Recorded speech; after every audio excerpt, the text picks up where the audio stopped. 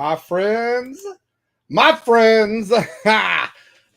Welcome to another episode of the Nuclear Heatwave Wrestling Podcast, brought to you by Mafia Sports Report. I, as always, am Dr. Love, and of course, I've got my main man, my brother from another mother right here. We got Sauce Bronson. Yo, man, I went through a lot to make this happen. For the simple fact that every day seemed like just something new was just happening with me. Whether it was like a weird cold, sore throat, I don't know. It's a lot going on. So thanks to the power of medicine, okay, cough drops, we're gonna make it happen. There you go, man. There you go. Hey, sometimes we've pushed through, but sometimes if we can't go, we understand, man.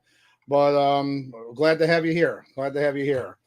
And of course, we've got our first chat here. We got D-Town guy in the house. We got what's up, fellas? Fellas, 'tis the season, WrestleMania that is. And yeah, it is. WrestleMania weekend. WrestleMania weekend is upon us. Of course, showing off, right here we've got the championship and everything else that goes along with it. I will say though, I do apologize in advance if I look like I'm in a dungeon because my ring light decided to take a crap on me right before the show started. So it's a little darker, but you can still see my beautiful face. Hey, listen, I'm just saying when you have Apple products, you don't worry about stuff like that. Okay, Apple. I'm not getting no Apple ring light thing. Okay, I'm sorry. I'm not no Instagram influencer type thing. I just like to. I'm just saying, when it comes to anything Mac related, you plug it in, it just works. Ah, I see. Okay, all right. I'll keep that in mind. Not so. Oh, and that's a story for another day. But of course, what do we have? The road's here. We're here. We're stopped. It's been a long, bumpy, rocky road all the way up here to WrestleMania. WrestleMania 40 this weekend in Philadelphia, Saturday and Sunday nights. Thankfully, starts at 7 o'clock. Pre-show early is, of course, at like 5, but the actual show's at 7. That's nice. Not going to lie, that is a nice fit. I like it. I'm a fan. But we're here to just give you a little bit of preview on the kind of our predictions on the show. So some obviously are going to be longer than others. I'm very happy. As Sauce had let me know yesterday, they had solidified both nights and gave us actually what was happening on both nights. So that was really nice that we had that. Thank you about that. So we're going to kind of go down on that. We're going to go on, and I might jump around here. We might jump the match from either night or whatnot, but we'll at least let you know what's happening for it. I think the people will be fine with that. I think so. I was just listening to theme songs, wrestling theme songs right on YouTube. And it's always fun looking back at some fun ones, good ones, like stuff that like wrestlers that didn't deserve that great of theme song. And I just keep going back to Jack Swagger and his We the People. Because what's funny is if you go that one compared to other ones, that song's got like 4.5 million views. But like other theme songs that are pretty good are like, 400,000, 200,000. But it's like, so that tells you something right there. We all know that the original Jack Swagger thing, Jack 1-2, was the best thing. No. Wait, hold on. Yeah. He always looks so stupid, though, doing this. God. Hey, that man's a national treasure. Oh, my God. Him and his stupid hat in AEW. Get out of here. That's a rant for another day. I will say, though, when it comes to Mr. Swagger, Dirty Dutchman Mantel, a.k.a. Zell Coulter, was the best thing that probably happened to him for a while. Oh, yeah. Well, that definitely would have to be the case, for sure. So, oh, man, how funny. But we are here, and we're going to talk about wrestling. So, basically, I was trying to save something here, and also make sure my phone doesn't randomly just go off all the time during this. And here we go. There we should be gravy. Maybe. We'll see. Maybe, maybe not. So, whatever. We'll wing it. That's all good. So yeah, we're gonna talk about. Right over there, bud. Yeah, I don't know. It's tried to save something, tried to do this. It was fine. Hey, buddy. Oh, okay, he's around here somewhere. Anyways, so we got the card solidified, but I would have been the name a match. He's got a nice spreadsheet type thing going up, and we're gonna go from there. Before we start, we do have another chat here. We got DeJean Greer in the house. Yo, how you doing today? Thanks for joining us. Give us your thoughts on your favorite match or anticipated match or least anticipated match. But we'll be here to talk about it. So let's talk about a couple that were just kind of like solidified for the card, kind of get these out of the way. Last week I said, why was Bobby Lashley going to get screwed over again for another WrestleMania? Last year, obviously, he wasn't able to be at WrestleMania because of the whole with Bray Wyatt. But now he's on the card. We have okay, I didn't even know this was the name of the group, by the way, until they put this on the card. Bobby Lashley and the Street Profits are known as the Pride. Oh, wow. Now, don't get me wrong. Don't get me wrong. We're Lions fans, and a group of Lions is a Pride. Okay, I get that. But what? I don't know. We're not really here to talk about that, but that was the first time I found out what their name was. I'm like, okay, all right. That must be something they added on like last minute. Yep. So there you go. But they're actually facing the Last Testament with Karrion Kross and the Authors of Pain. At this point, I know you're going to give us a little spiel on your end, but maybe it's just me, but I feel like I speak for 70% of the wrestling audience, and none of us really care about this feud at this point, but I digress. Go ahead, Doc. No, you're right.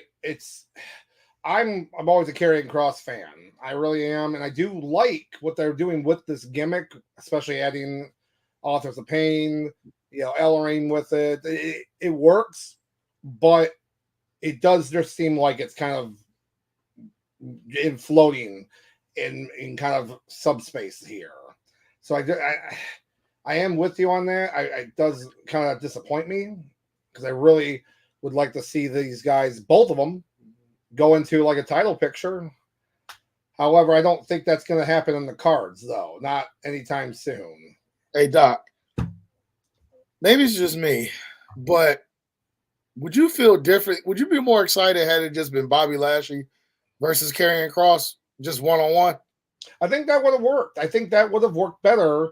But it's almost like because Triple H was in charge running this, he wants to make sure these other guys get their WrestleMania payday, And we love Street Profits are great, but to put them up against like Authors of Pain, that's a real mismatch of what you're working with here. So two things happen in this match right off the bat. This is my prediction. One, this turns into a squash. And the squash, and when I mean a squash, maybe like a 4-minute squash match. Like it's very quick. I think Karrion Kross and his team goes over. I don't like. I mean, look, they got to. Yeah, they go over a squash, and it makes Bobby Lashley and them. If they really want to continue doing what they're doing with Karrion Kross and have him kind of convert and like subvert the different people that he's fought over the past couple of years, kind of retconning all of his losses, then yeah, have them beat them and then have them. That's what makes them turn heel in a sense, like full heel, like Bobby Lashley, go back to the kind of Hurt Business-esque character. Like keep the Pride gimmick, Pride name, whatever, but make them heels. Like why can't you didn't do your job right or something? Or what Montez Ford and then takes out Dawkins. They say, get rid of them. Get rid of the dead weight. And he gets rid of them, And then bring up Carmelo Hayes or something. He's main eventing Stand and Deliver. And after that's done, he has nothing left to do in NXT. So tell me how cool that would be. Carmelo, Montez Ford is your new tag team. Could you kick out the dead weight of Dawkins? Now that's a team right there I'd watch. Oh yeah, most definitely. So that's right there. That's just an idea. But because there's 6 and 7 matches, right? I believe this match is night 1. Do you have that? Do you have that down on your thing? No, I mean I can pull it up for you real quick. Hold on. Okay, I was trying to on here, and it kept saying cool, downloaded. But I'm pretty sure that was night 1 match. But like I said, can't remember off the top of my head. But 7 matches night 1, 6 matches night 2. So night 1, they must have just no, that's night 2. Night 2? Okay. Yeah. Okay. So night 2. And Listen, we kind of all over the place today, so I stand by it though that this will probably be a very short match. If this match goes over 10 minutes long, I think it's way too long for what they want to accomplish. So actually, you know what they should do, booking wise? Don't even have like official match. Just have a brawl backstage. Give us a 3-minute brawl. Move on. Okay. All right. See, and I think that works. You know, do yeah, you know, like how they did with Nathan Jones back in the day. You know, then he had to beat up, and then that was more so because he couldn't wrestle. There was a difference, but it still took him out of the match and everything. So I'm fine with that. I think that would be a good idea too. That would be the other idea, the other side of that coin. And I think the only reason why they threw it in there is because if you look at night 1, night 1 has 7 matches. Night 2 only has 6. So had this match not take place, this card would have definitely been lopsided. It would have been, but you got to remember, night 2 having only 6. They got to compensate for how long those main event matches are going to be. Cody and Roman's going 45 minutes. Oh yeah. So that's a compensation type factor for that. Yeah. But yeah, so it's all good. So we got that. But as for the I don't really have much else about this. Yeah, I care less. Karrion Kross goes over. Get his team. Last Testament, and we get to see Scarlett Bordeaux. I'm fine with that. I'm just saying. Hey, we also get to see B-Fab. I completely forgot that B-Fab was with. Yeah, just throw it in. It was like, you're not doing anything. It's just throw you in there. Oh gosh. And they did it during Black History Month, so there's that. Hey Doc, I think we got a couple chats. Oh, I do. I know. I had to laugh a little bit here. So we got the Sean Greer again. Cody needs to finish the story. Also, shout out to the Bray Wyatt documentary. I have not seen that yet. Have you, Doc? I have not seen it, but I do plan on seeing it tomorrow. So I heard great things about it. So I'm very excited to see it. And as for Cody, yes, he should finish the story. And we'll talk about that in a little while, about when we go over the main event. I believe he should finish the story. I don't know about Sauce, my friend, about finishing the story. All I'm saying is, all I'm saying, here's a spoiler alert. SummerSlam is a few days after Hogan's reign, so that tells you what I feel. Oh my gosh. Here we go. Oh my gosh. I can't. I just can't. I can't. No. Stop it. We also got Mafia. We got the Mafia talks on here. And we got here. What's up, fellas? Yo. And who do you think? Who do you think Priest will cash in on, and will he be successful? I actually will have this as a risk reward type bet for our Tomato Fountain Championship this weekend. You want to explain to people about the championship real quick? Yeah, so the Tomato Fountain Championship. It's basically we've been doing it for years. I've been doing it for years, betting on for kind of like handicapping type thing for every wrestling pay-per-view. We have the most points, who gets the least points, stuff like that. So we also do other things like risk reward. And in this case, this was a great question. They're kind of handicapped right now, I guess, with this Money in the Bank. It's getting close to the end of it too. Money in the Bank's, I think, in July. I think so. It's like, what are they going to do? I don't know. I honestly think if he cashes in, it would be such a big fu to if they did it in the McIntyre Seth Rollins match. But I think that Judgment Day in general is all going down at WrestleMania. Everyone's going down. So I think you're going to see a complete they're not going to break up per se, I think, but they're going to get completely beat by I think everyone loses their belts. Everyone. And if he cashes in, he'll lose because there is definitely much precedent for that. So, and then we had D-Town guy coming back home. Guess what? It will, as long as you vote for both nights, buddy. Just saying. Yeah, that's the rule. If you for the friends that are in the know, when it comes to 2-night events, as long as you vote night 1 or night 2, you're good to go. You're good to go. That's more of an insight, as far as our little group with the little championship, bragging rights. Oh yeah, for sure. Mm-hmm. And then looks like we got, and I doubt it, but I think it would be cool if Carlito turns on Ray and Mania and says that Santos Escobar was right. So what do you think about that, Sauce? Well, that's interesting. That's interesting right there because Carlito was always cool. Here's the thing. Cool as a heel. Here's the thing, Doc. Would we really be surprised? I mean, let's just think about it. Would we really be surprised? No. If he turned.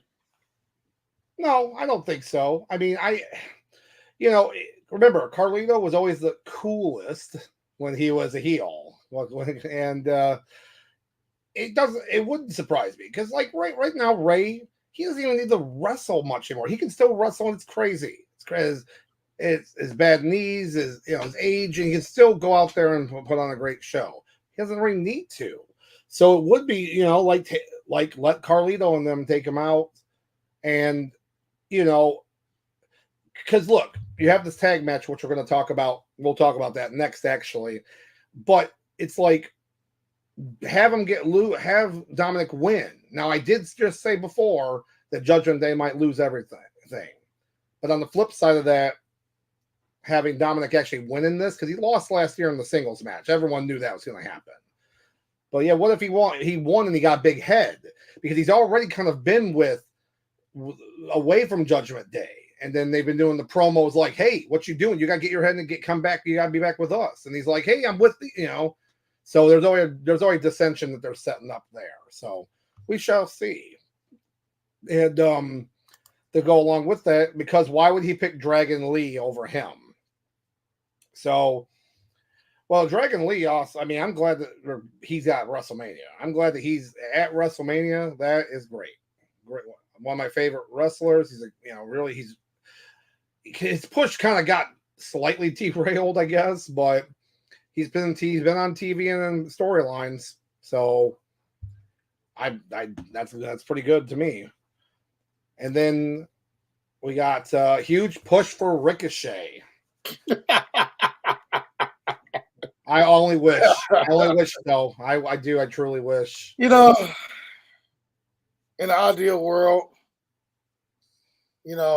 where pigs fly, money grows on trees, the Lions win the Super Bowl every year. In that world, I can see Ricochet get a huge push where he gets some type of competent, title, or just at least a competent push in general.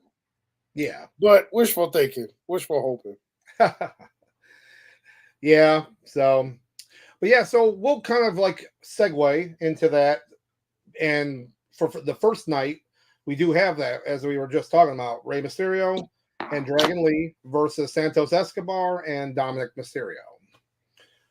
And I'm glad that originally we talked about this being the two groups facing each other, but I'm actually happy that they are not. I'm happy it's just 2-on-2. It's Ray doesn't have to do all the work. That's good. Because we already have other group matches, tag team 6-packs, 6-man tag. There's a lot going on. So I'm happy that that's there. As for the match, this is another one where I like this. The feud is good. They've built this feud up for months, and it seems like it's overshadowed by just everything, all the other big stuff happening on the shows. But it should end up being some good wrestling. And you know what? I think I might change it here. I think I'm going to go with about the Carlito heel turn. I think the Carlito heel turn happens.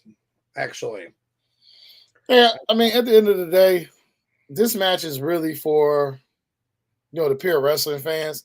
It's not really for the entertainment fans. A lot of people there, a lot of stuff's gonna go over their head, but wrestling junkies, this would be a nice 12-minute match that the technical fans, the wrestling junkies will all appreciate.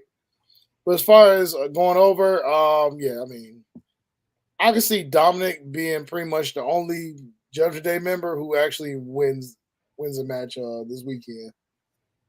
Yeah, there you go. And Andre had a good Andre Douglas. Thank you for joining us. Dragon Lee is the heir apparent luchador to get the rub from Ray. Oh, ladies and gentlemen, shout out to Mr. Douglas for gracing us with his presence. He's got a live show, the Academy's sports show that airs 8 o'clock Mondays Eastern time on the YouTubes. So thank you for gracing us common folk with your presence. Yeah, thank you very much. Thank you. But that's a good way to put it. Dragon Lee is much better heir apparent than say Callisto, or so. But not to say he wasn't entertaining a little bit back when he was wrestling. But as for this match, yeah, Dominic could win with the heel turn with Carlito, or he could just win outright. I don't see that. I just see something's going to happen, because what's going to stop everyone else from showing up? Nothing. There's no stipulations for the match. It's so it is what it is. And in our chat, Papa Mafia did put the link for the Academy Sports Show, so if you want to check that out. Check those guys out. Every Monday, 8 o'clock, sometimes 7 o'clock Eastern time. They talk about good old sports ball. Oh yeah, we love good sports ball. Go sports. No, hey, how that song go from the Lonely Island? we like sports. We don't care who knows. We're shooting hoops to the Super Bowl. Oh, that's a great song. Great song. That needs to actually be. I wish I was part like a little cut of that would be like the theme song. Oh man. But all right, so I mean, I don't have too much more else to say about this match, honestly.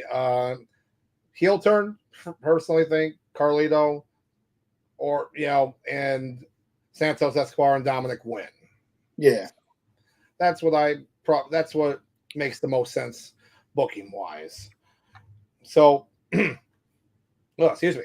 So, just moving on with night one, we do have another match that was just added, but doesn't surprise me, but I'm glad that they kind of are doing it this way, is that we do have another 6-pack challenge, our tag team match.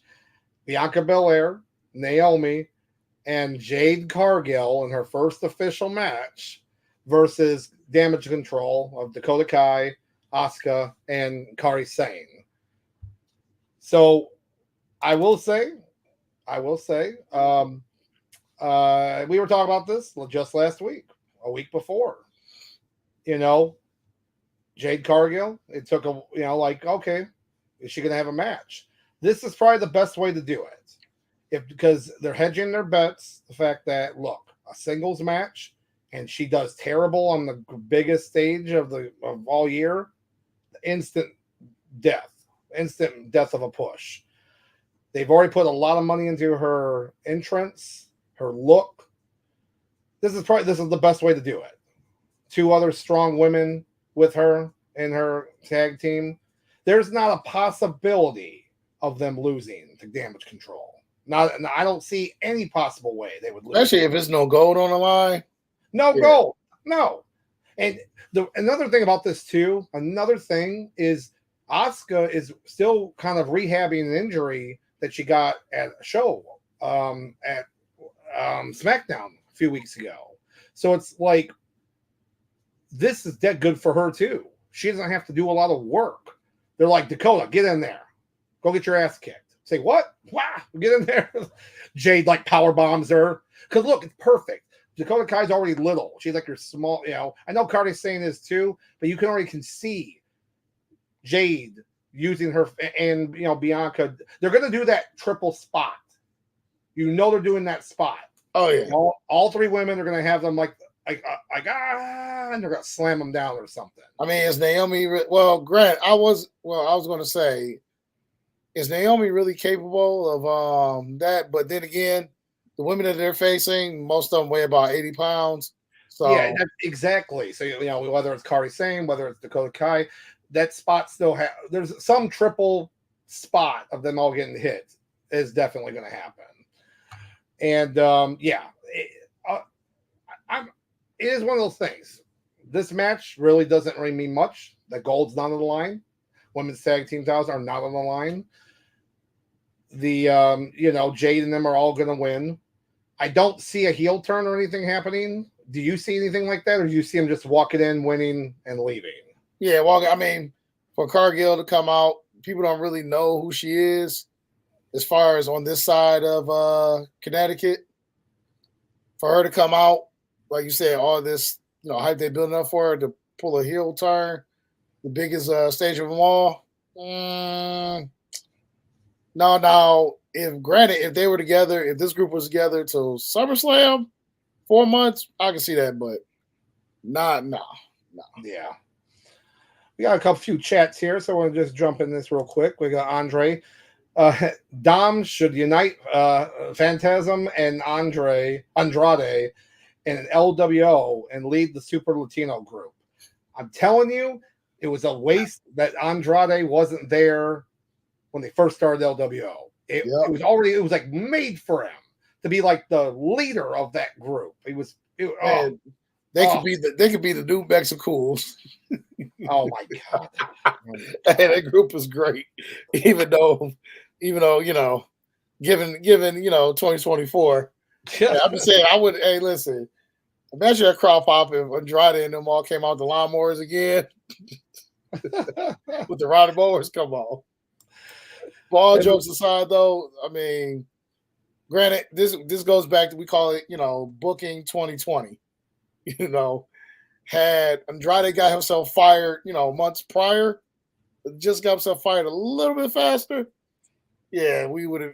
Who knows if Carlito would have shown up? Good point. They might not have even needed to get him if they had Andrade. So we shall see what ends up happening for him. Got a few more chats here. We got with the Mafia talk. I feel Jade will turn on Bianca and Naomi and beats everyone up to prove she is the dominant woman. That is the other side of the coin here.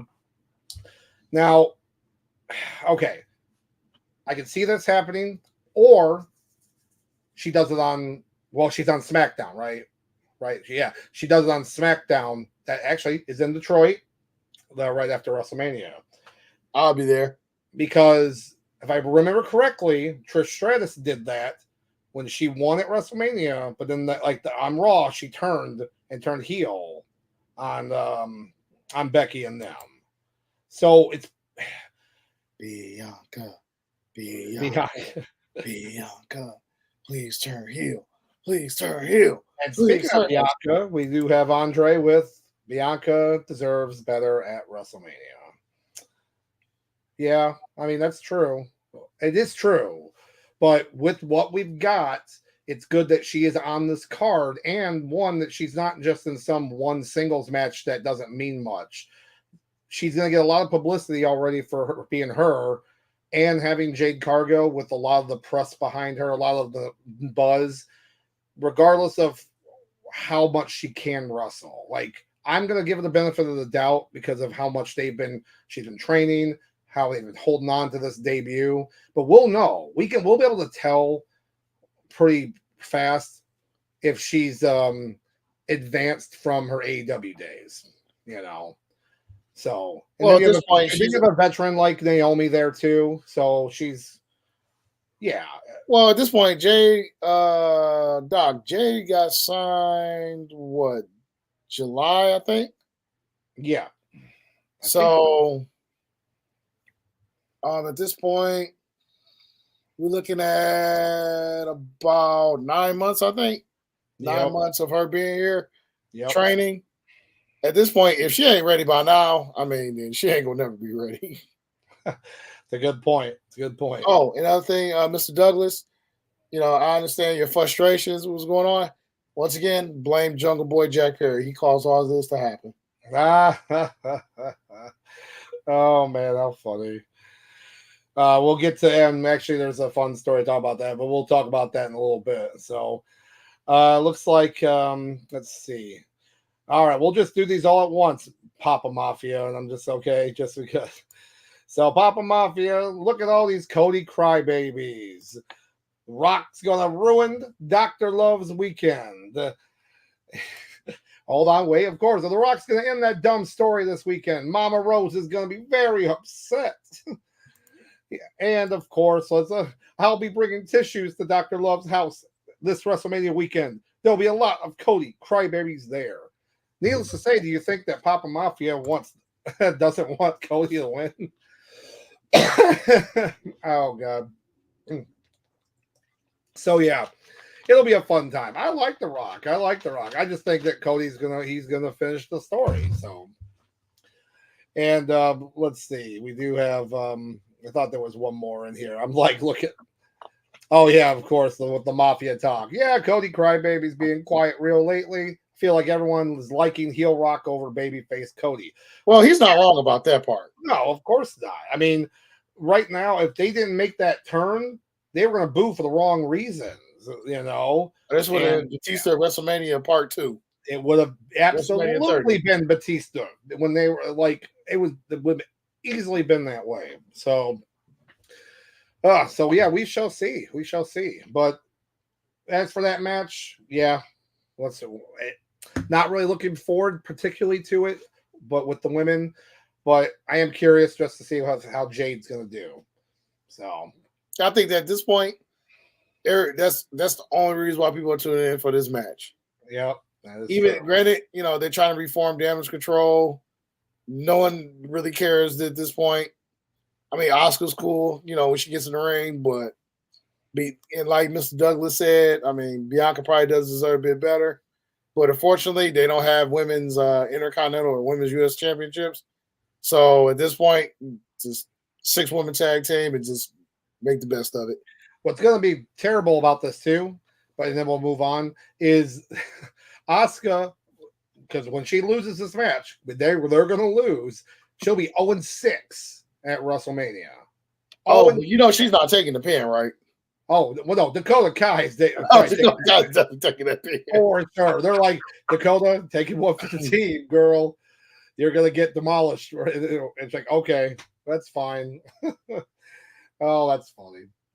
All right, so we're moving on. We do have the confirmed members for the 6-pack challenge for the tag team championship, the undisputed tag team championship, which we have theories about that actually.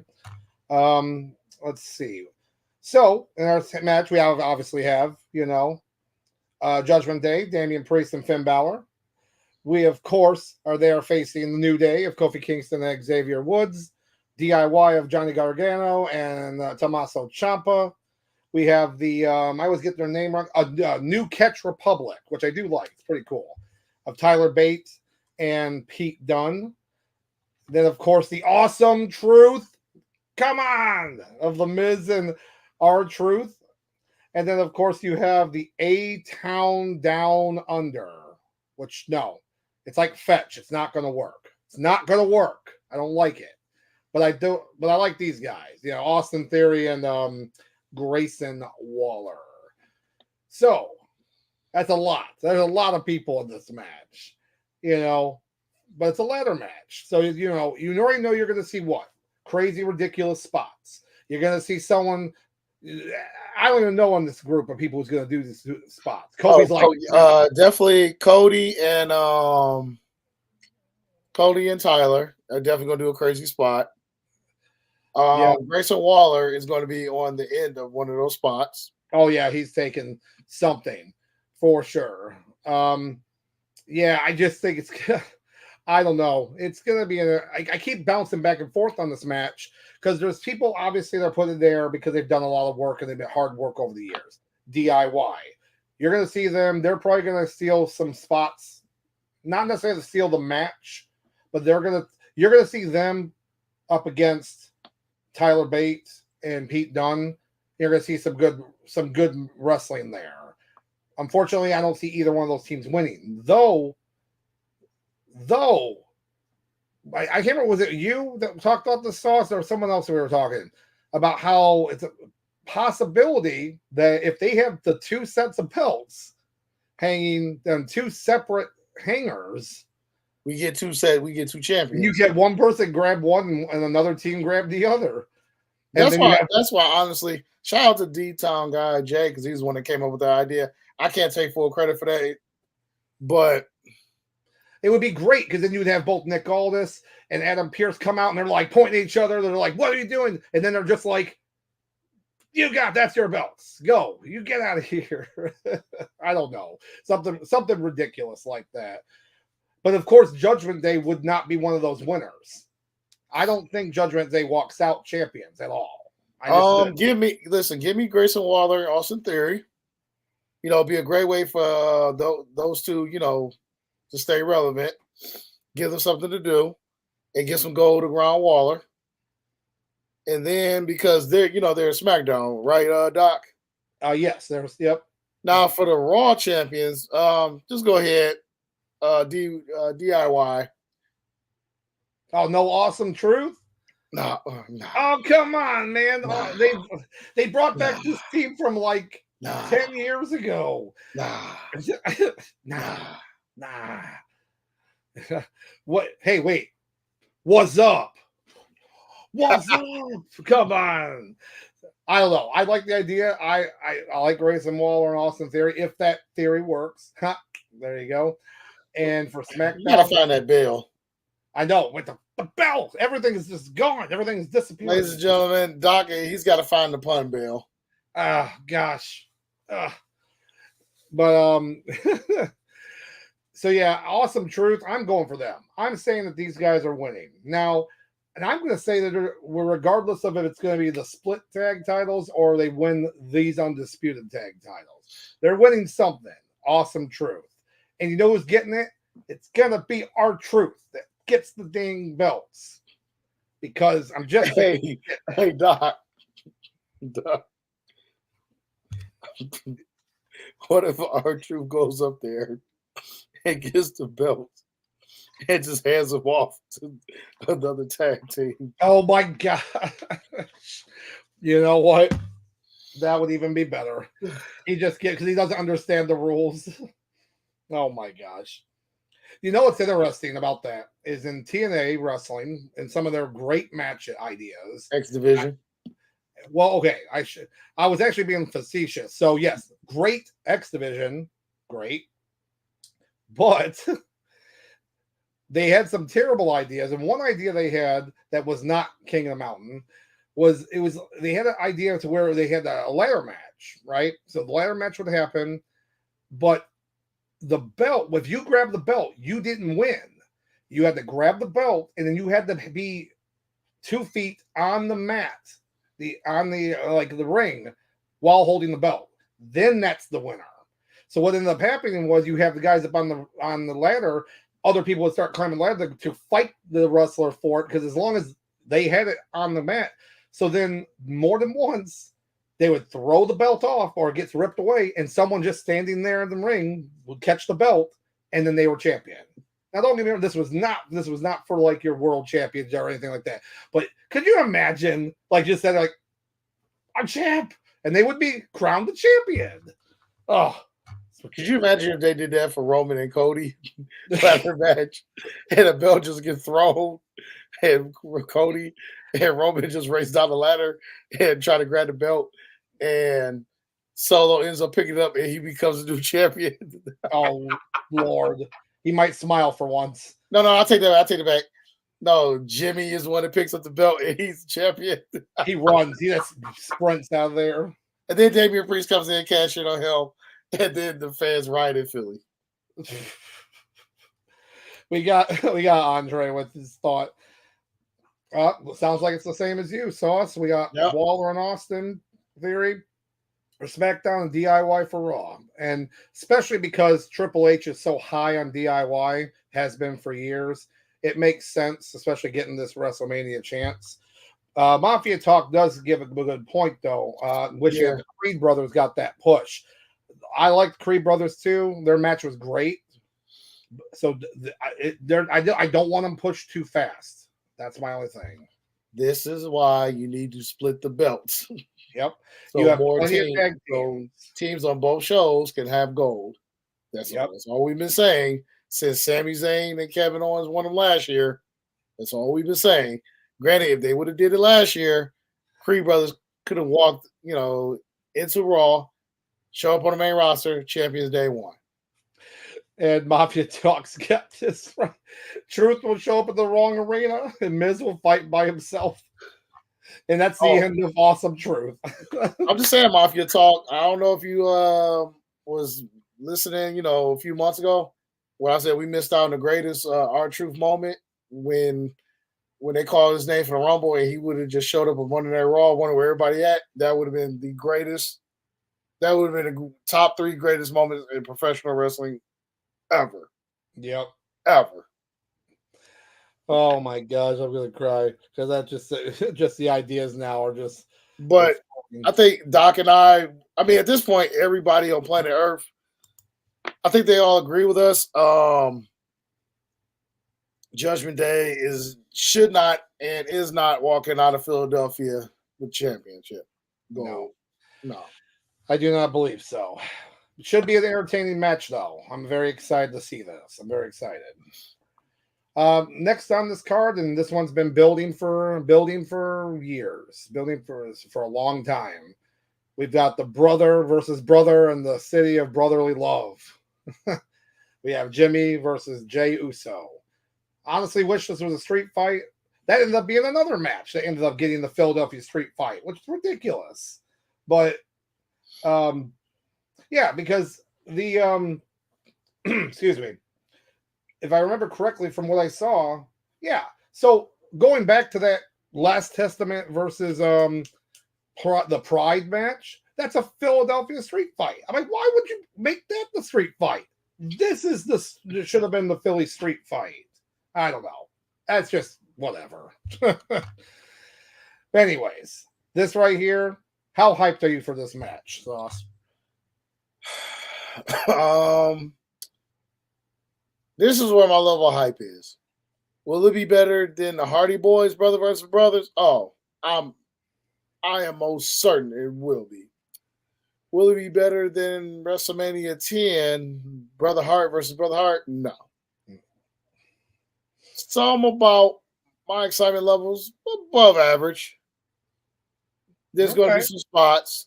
There's going to be a lot of super kicks. Shout out to Young Bucks. We're going to be drinking a lot for those super kicks. I can already tell. And I just want to say, with this match, whoever wins, whoever loses, the way these two guys have been booked, whoever takes the loss, I don't think it's going to hurt them because they could turn this into, a couple more weeks, maybe a month or so, or going back and forth. So. This is what happens when you have good booking.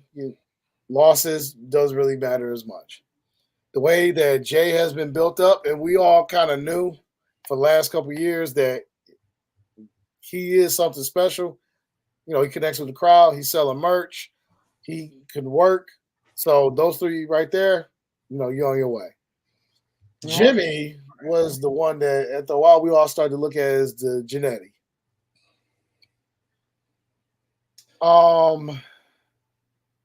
My heat of the week, a few episodes ago was Paul Heyman, what he's done with Jimmy.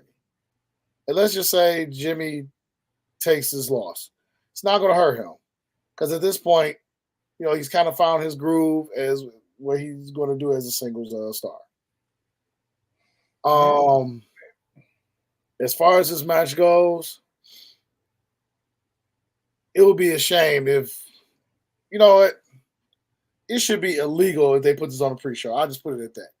Oh, there's not. No. It's not going to be a pre-show. I'm just saying, like, how people. Hey, listen, I'm just saying, WrestleMania 25, we were supposed to get Miz and Morrison versus the Colons, to unify those belts, and they screwed the fans at the last minute.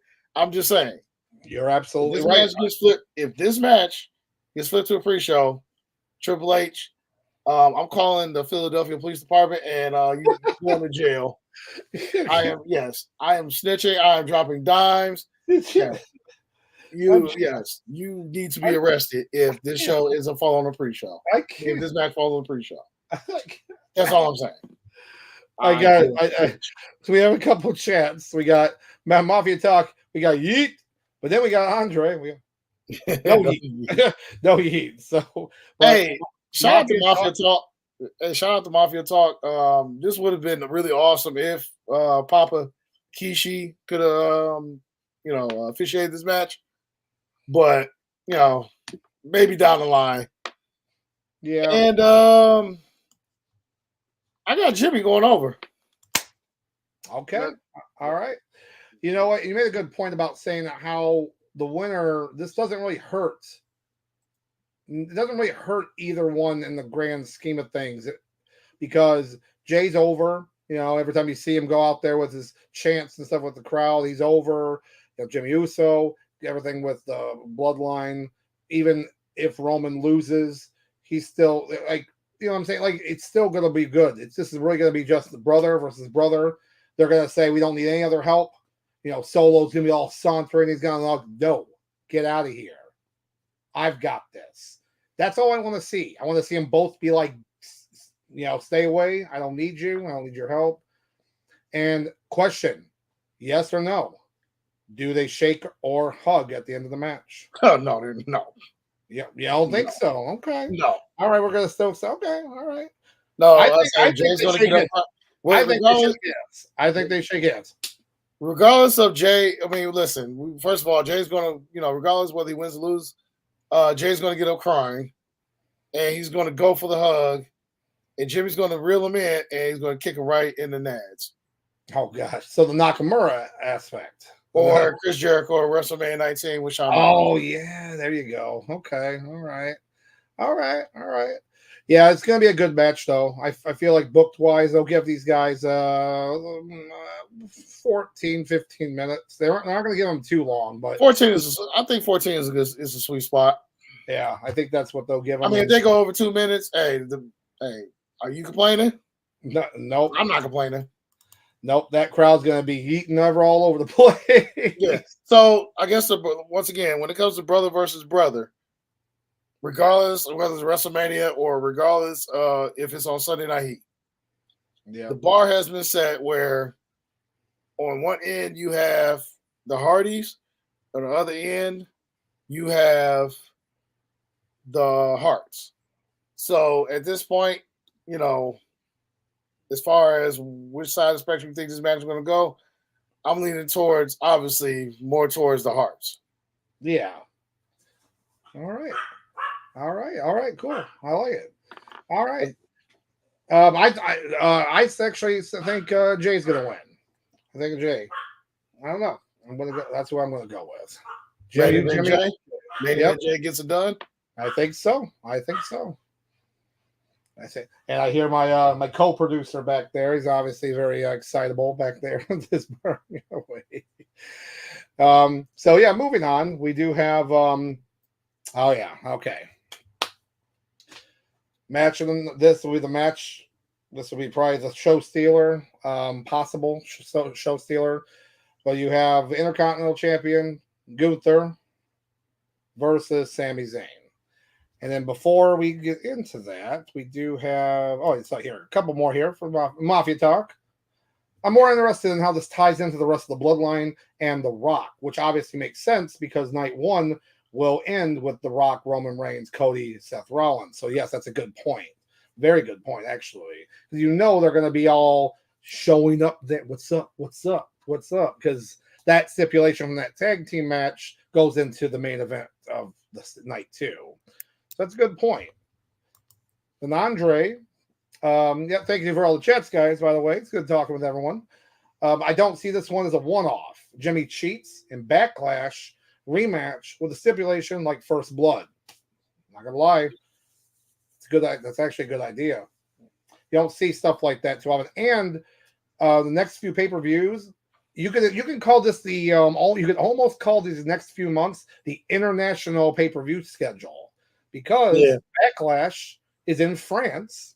They just announced that the in June Clash the Castle returns in Scotland this year, and then in August you have the Bash in Berlin. So they're really working on that international, making that money, that cheddar cheese. So what do you think before we go on to the next match? That last thought of Andre, do you think it's a one-off, or do you think there'll be more? I don't see why it wouldn't be more. Yeah, I don't see why we couldn't have more. I mean, to me, it makes sense. It's a good feud. Keep moving with it. I'm all for it. So, let's see here. Hold on. There we go. All right, there. But yeah, I like it. Stipulation type match, whether it's a cage match, a regular cage match, or First Blood, or a strap match, something that'd be interesting. So good thought. I like it, Andre. But moving on to this match, we have Intercontinental title match. We have champion about 400,800 days, whatever, however many days he is, Gunther versus Sami Zayn. And I know a lot of people are upset. A lot of people are upset that Chad Gable did not win to get this right here. And looks like we have another chat here. Looks like we got Big O in the house. Big O, what's up? Yo. So what's up, Doc and Sauce? Finally, Big O has come back to the podcast. Yes. And then we do have another chat here. We got Wholesome Jeff. Thank you for joining us. Welcome to the pod, Jeff. I wish, we wish we were in Philly too, though, man. So, but we're just going to talk about it. I'm going to have a party. We're going to have drink. We're going to eat and be merry, watch wrestling. I would love to be in Philly. I just don't want to be around. I just don't want to be around Philadelphians. Well, okay. I'm sorry. That was a bit. I don't want to be around Eagles fans. That's all I'm saying. Yeah. There's where it's at. Yeah, because that's what it is. But Big O just said what I was about kind of alluding to. Yeah, Chad Gable got robbed. Yes. So obviously, if people have been paying attention, Chad Gable had a series of matches with Gunther, some of the best wrestling I've seen, especially on TV, just on Raw. And it just didn't. It seems odd that he didn't win to have this happen at WrestleMania. Sami Zayn winning. Now, don't get me wrong, Sami Zayn's a great wrestler. He is, but it kind of came out in left field, right? Like he had nothing to do with Gunther. He was thrown in this kind of title tournament type thing, this gauntlet match. But it's like, okay, all right. So, all right. Now look at Gable. He stayed with him. He's training him. He's like Mickey. Like, hey, you got the Gable method, or we got the Halua kick, you son of a bitch. So I don't know why. I just had this idea that I've been waiting and waiting that Sami Zayn would give up his spot and let Chad Gable fight him. Only because you can see it now. Gunther is ready to fight Sami Zayn. He's like, I'm going to destroy you. But then Sami says, no, you're going to fight the guy that deserves this spot. And then he freaks out like, no, I have beat him twice. I've already beat him. I beat him. And he's scared because Gunther, he was scared by it, even though he still beat him and how good his matches were. Like, to me, it writes itself. But I still think because they're waiting for this Bash in Berlin show, and Gunther will be definitely poised to be the head of that show, It's going to be something. It'll be this match right here. I can't like the winner. I think it's Gunther. I just don't see Sami Zayn winning. I know like everything's pushing towards it, but there's no reason to take the belt off of Gunther right now. I don't know. What are your thoughts? I would like the belt to be off Gunther. That way, it pushes him towards the main event scene. Because that's all we want at this point. Because at this point, we're never going to get Gunther versus Brock. So let's just go ahead and elevate him to the next best thing. Here's my dream scenario, ladies and gentlemen. Sami Zayn gets ready for his match, or maybe hours prior. He gets ready to do his thing. He gets jumped by Imperium. Imperium just beats the crap out of him. Because, Sami Zayn, we are in the middle of, what they call Ramadan. And during the day, can't really eat, consume anything. So they beat the crap out of poor Sammy. Sammy doesn't have the nutrients to get himself back together. He doesn't have the energy. He wants to, but then he looks over and says, "Chad, you got to do it, buddy. You got to do it. You got to do it for the people. You deserve this. I will have my time, but right now, I am in no shape to do this." And Chad, Elroy Jetson, Gable comes out of Philadelphia, and it's like Rocky, whatever that movie was with Drago. I forgot which Rocky it was. Rocky Four. I mean, it's no 5, but he comes out and he comes out, and Chad Gable not only becomes Intercontinental Champion, but he becomes the People's Champion and the Champion of America. All right. We are there. We go. We wrote your story right there. But if that doesn't happen, I hope Sami Zayn gets the strap. We got a few chats here. We got Chris Sharp in the house. Thank you for joining us. Chris. Welcome to the pod. Thank you. Chad completely turns on Sammy after Sammy wins. So that could happen too. That could happen. I'm not gonna lie, I do like Sauce's idea. I like how eloquently he put it. But the only reason why I wish that didn't happen is because then you would have Chad facing Sammy, and then he would beat him, get the belt that way. I really wish Chad would beat Gunther in this stage upon stages here. Yeah. So, yeah. I was going to say between Sammy or Chad, them turning heel just wouldn't be the best idea right now. Because at this point, Chad, in the Alpha Academy, they've been baby faces now. Sammy is the people's baby face. So, we've had Sammy was heel for like, what, 3 years? Something like that. Probably before that. So, I don't know, booking wise, I mean, it would be a hell of a swerve, but I just don't see the point of either one turning heel on each other. I just don't see it. There you go. A couple more chats here. We got Wholesome Jeff. I'm not really wholesome. I got my name from telling dirty jokes in the chat. And then someone said, "Hey, that isn't very wholesome, Jeff." Boom, there it was. I like it. That's all. It's always shout out to Jeff. Yes. I wish I was at WrestleMania, but all set with having D-cell battery thrown at me while wearing my Patriots hat. Jesus. See, that's what I'm saying. Jeff gets it. Like I said, all those degenerates out there yelling "Fly Eagles Fly" as they throwing batteries at Bianca Belair, during that match. I mean, come on. Who wants to be around that? Right? You have to dodge it. I go, dip, dodge, duck, dodge, and dodge, or whatever. We have Mafia talk here. I need to heal Sammy. No more Mr. Nice Guy, and come and take what he deserves. Yeah, and as we were just talking about a little bit, he had his heel run, and he's such a good face now. It's like what Sauce said. If he wins the strap here, that's great. They'll cheer him. That's not a bad thing, but I don't expect them to hold it for very long. So, and we got Jeff here. We got Gunther is the best athlete in WWE right now. I really love to see him in some main events. So, and then Chris Sharp with excellent points. Jeff, going back to what you were saying about Gunther, I am with you 100%. I just read something, again, dirt sheets or whatever. I'm telling you, the rumor is that they're planning on giving Ilya Dragunov a massive push to the main roster. All I want is give me that third match with Gunther versus Dragunov. I don't care if you give me 2 out of 3. Give me 2 out of 3 falls match. Give me something. Give me an Iron Man match where it's 1-0 win. That's what I want to see.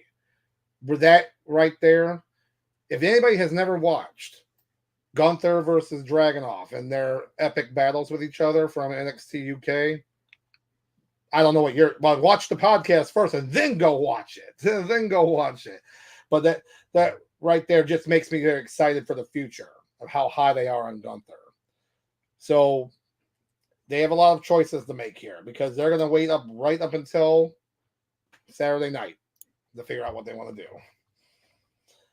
But I'm going to say Gunther goes over, personally.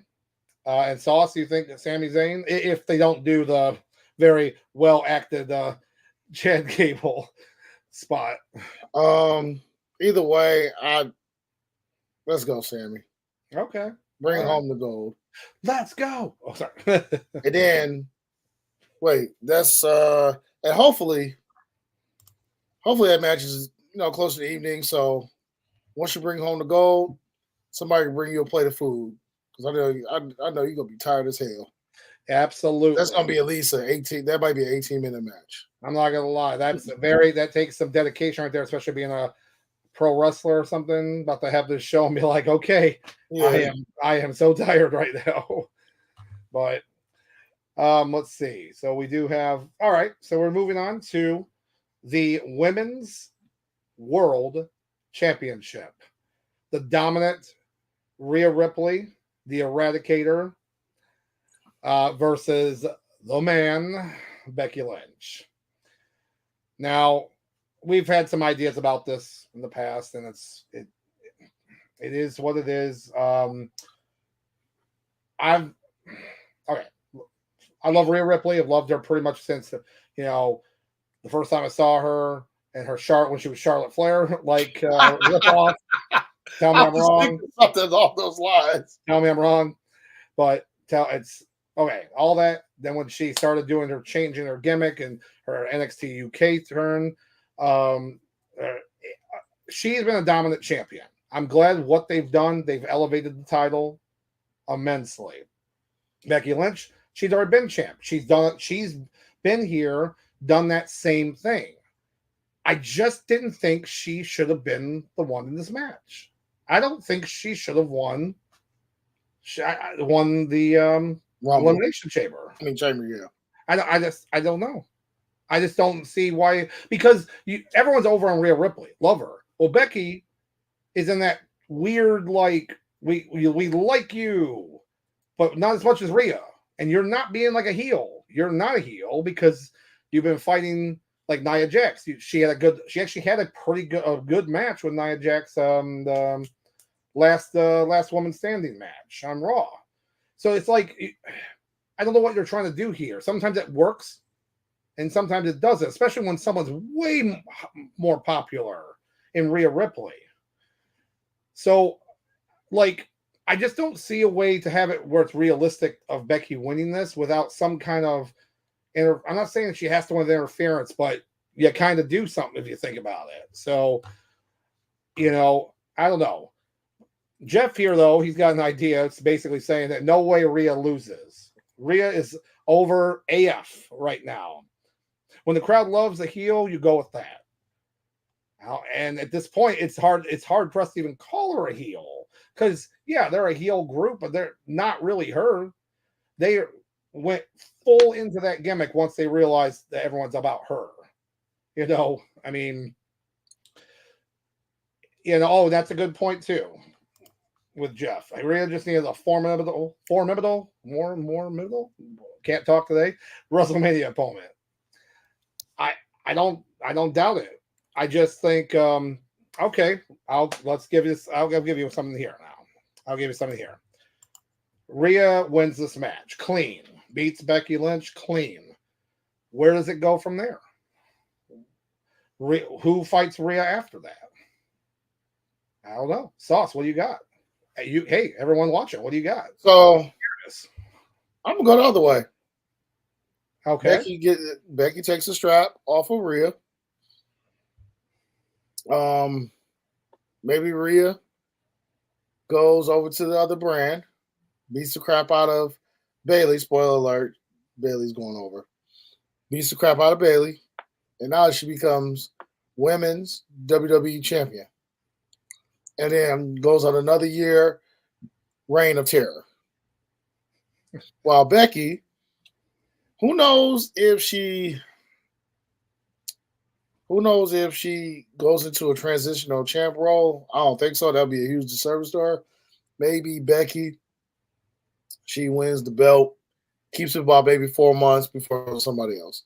Because the only thing is,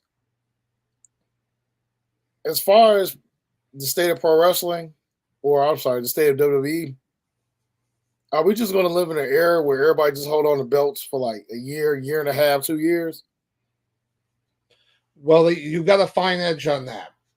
You got to find edge because you have to balance it with both. You have to balance it with longer title reigns, and I'm not talking about a year, not like a year plus like Gunther or more than a year plus, obviously, but a few months, several months, and then lose it. But then you can also have it where if the storyline works for it, you can have something where you need a transitional champion type thing, or someone has it for a month and they lose it, because that happened so much before.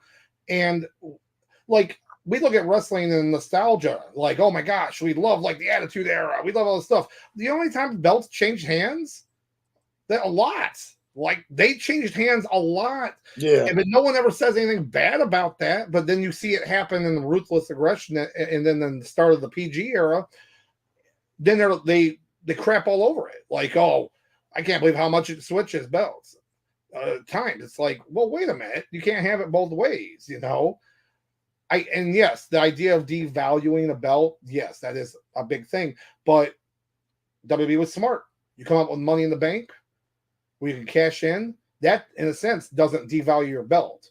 Over time, it did. With the big gold world for the first time, it definitely devalued it at the end, near the end. Well, because the way it was given to Triple H.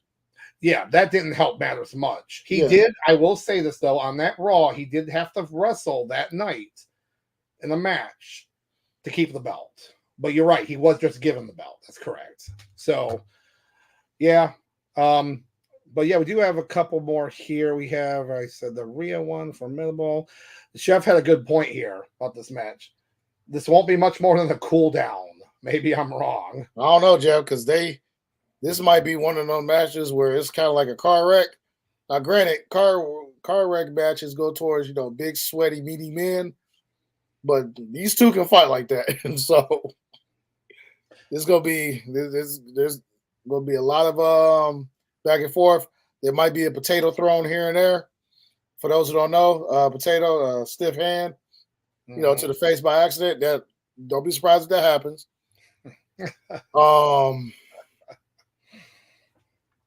Maybe now when you say cool down match, Jeff, I'm leaning towards the other women's match for that. But this one, no, this would be far from a cool down. Okay, all right. We do have Andre with actually a pretty good theory right here. Rhea wins Fatal 4-Way at Backlash. Rhea, Becky, Nia, and Liv. Now to go with that, before you go into that, to go with that, Big O says, what happened to Liv? Quote unquote, taking everything away from Rhea. Nobody wants to see Liv as champion. Here we go. Nobody. I mean, granted, most of it was her fault. Terrible booking at the end of the Vince McMahon's run. But nobody wants to see Liv as champion anymore. Chasing the belt, cool. Having the belt, nah, we don't care. Back to Mr. Douglas. Fatal 4-Way, I wouldn't mind that because Nia Jax, my Lane Bryant queen, gets a chance to win the belt. Hey, I'm all for it, baby. My Lane Bryant goddess. Oh, come on, let's go. I'm fine. I'm definitely fine with that. A fatal 4-way or a triple threat type match. That works to me. That works really well. And because at that point, if you really want that belt to offer her, she doesn't have to lose. But yeah, it's hard pressed for me to see Rhea losing the belt. So I'm gonna have to say that Rhea Ripley retains the title against Becky Lynch. So let's go, Becky. Let's go. And I might change my mind on Saturday when we're doing our voting. We might. I don't know. I might. We'll see.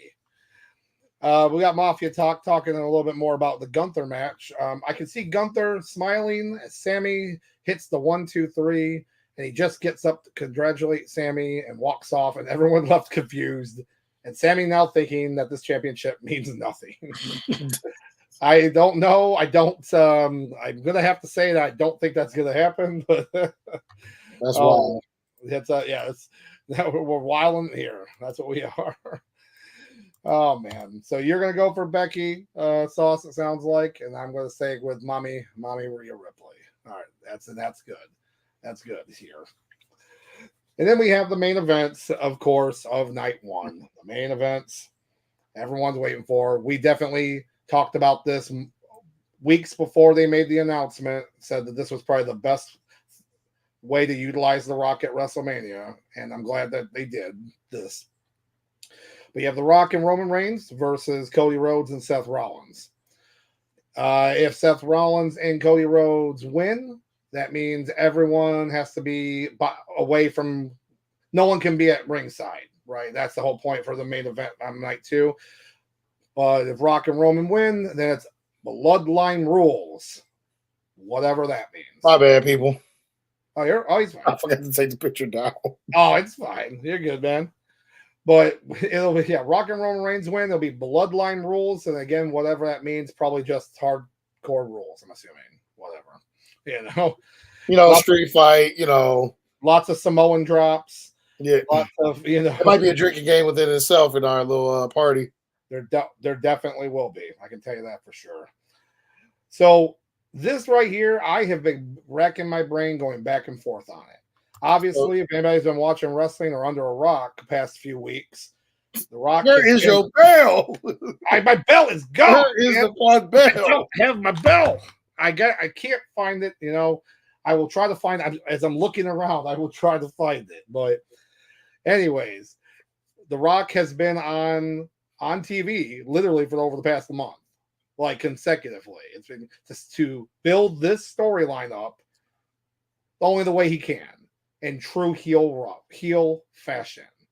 Goes back to a hybrid of his Hollywood Rock theme. It's cool too. Like it's kind of like a mix of like a lot of his music. And I keep going back and forth on how this is gonna go. But one thing that has to happen, and I cannot tell you. I can't remember what wrestling page. I can't remember what wrestling page it was. But I saw this and I said, this has to happen. Seth Rollins has to come out wearing the old Rocky Maivia outfit that Rock wore. Hold on, boys and girls. For those who's too young to not remember. Yes. I'm telling you, it would be the best troll ever. And he's already wore more ridiculous things. It would not be out of this world to wear a adaptation of this wonderful outfit. That sauce is going to bring up for all you to see. Most wrestling fans would know, but yes, again, the younger fans that might not remember, it is a truly awful piece of attire. But that was the debut of the young Rock, the Rocky Maivia. And yes. Hold on. Oh yeah, it's like we got a lot. Hold on, y'all. We got a lot going on over here. But yeah, he's trying to. This is huge. Oh, it's a big picture. So yes, The Rock. Bear with me, y'all. He's divine. So we got this match here, and I'm telling you, there's a lot of different options here that could happen. God, I hope this is one. But the media hype already for people that are non-wrestling fans is through the roof, and that's exactly what they wanted. Rock spun the TKO board. he's not filming any movies right now, hence why he can do all this. And he's just ready and raring to go for this feud. He's 100% in. His promos have been great. It's almost like you forget Roman's there, which is funny if you think about it. Right here in all its glory. I'm going to tell you something, ladies and gentlemen. It's perfect. If Seth Rollins shows up with this outfit on, put him in the Hall of Fame. Put him in the WWE Hall of Fame. Put him in the Pro Wrestling Hall of Fame. Where the PWI. Fashion Hall of Fame. Listen. If Seth Rollins shows up with this outfit on, Dave Meltzer, you coward, you better get this match at least 4 stars. Oh, it better have that much. It's got a little Japanese attire in there, so Dave Meltzer, just pretend it's a Japanese outfit because we all know how how you love the culture over there. You really do. All I'm saying is, if Seth Rollins shows up in an outfit, he goes down as the GOAT. The GOAT of GOATs. Yeah, I mean, I'm telling you, you can already see that the top part for sure. He'll wear like the blue, like long pants because that's what he wears. But he's not wearing drawers and all. He might too. Why not? Just for the one. I mean, the last time he wore drawers in NXT with, but I'm just saying, bring back the drawers for one night only. Hey, it's WrestleMania, baby. So, yeah, I'm saying right now, it's so it's so interesting about this match of what they're going to do because you have like The Rock Roman winning. It makes sense. It makes sense for them to beat Cody, but it would only make sense if it's Rock winning over Cody. Seth is he's there. Seth is not taking the pinfall for any of this. It's Cody. That's it. If they take a pinfall, it's Cody. He's got to be. Yep. Now they could do that. It's Roman Rock beats Cody. Bloodline rules. Then that makes anything goes. And we'll talk about like how for the next night in just a little bit. Hey Doc. Yeah, what's up? You hit me, man. What's up? So I need you to give us 2 predictions. One, how long is this match going to go? Ooh, that's the first one. Gotcha. All right. Then the second one, how long before The Rock runs out of gas? I'm saying 3 minutes. 3 minutes. Here I said the match was going 20 minutes. So I don't know what. Like, Rock will give us the best 3 minutes. Take that how you will, and then he's going to be gassed on the sidelines, holding on to that turnbuckle rope for at least 6 minutes, and he'll pop up every 2 minutes or so, and then recover 8 minutes. So you say you have 3 minutes? Oh crap! Oh, they're both dead. Rest in peace to them both. One of those guys, his brother is wrestling. I was just gonna say, I know, right? So I will say, 20-minute match, and then he's gassed after 3 minutes, And now on the flip side of this, Cody and Seth winning, Seth beating The Rock, Roman taking it out on The Rock. Rock ends up helping Cody night 2. A lot of people have I've been reading and been using that as kind of an idea for it. It would definitely be interesting because it goes back all the way back to WrestleMania 27 for when Rock helped Miz beat John Cena. He helped him win, basically. He didn't win, but you know what I mean. We're on the same page. Yeah, it would be kind of interesting to see that. But the match itself, it's not going to be anything you're not going to see. Like, everyone's excited because The Rock, of course, The Rock. But there's not much else here. Roman's not going to be doing too much in it. You're going to see Seth and Cody doing the majority of the work in this match. Oh, of course. And their entrances alone are going to take up forever for this, Just saying. Oh gosh. Oh, your little side bet in our little party. We'll have a timer to see how long it takes from Roman from the moment they play his music to when he gets into the ring. Ooh, 6 minutes and 12 seconds. gotcha. All right, all right. I like it. I like it. We got a couple chats here. I'm gonna shoot off here and real quick. We got Jeff here. That's what's great about all this. The entire scope and culture of WWE has changed. This is the new era. It feels like they are testing what's a new attitude will do for long-term ratings. However, in this cancel culture climate, like the alliteration there works, they have to be super careful.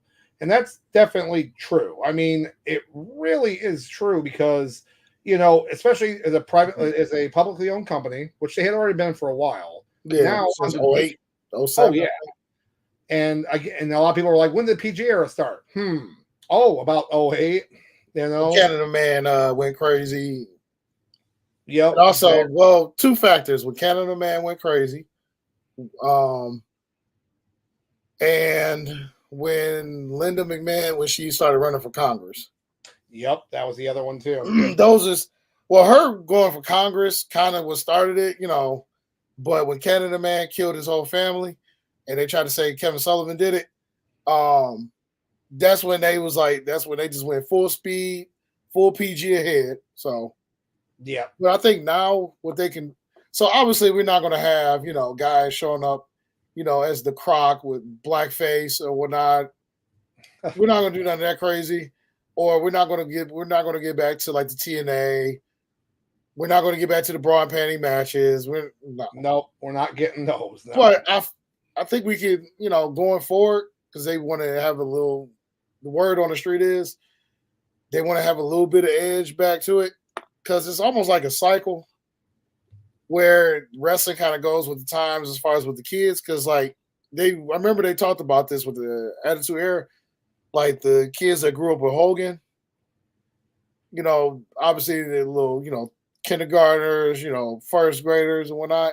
Then as they got older, they was like, okay, this ain't really as cool anymore, because now they're like in 11th grade. So you got to grow up a little bit, get a little edgier. So it's like those kids that grew up watching John Cena for so long. Now they're kind of older. This is kind of a way to bring it back and change the flavor of the product just a little bit.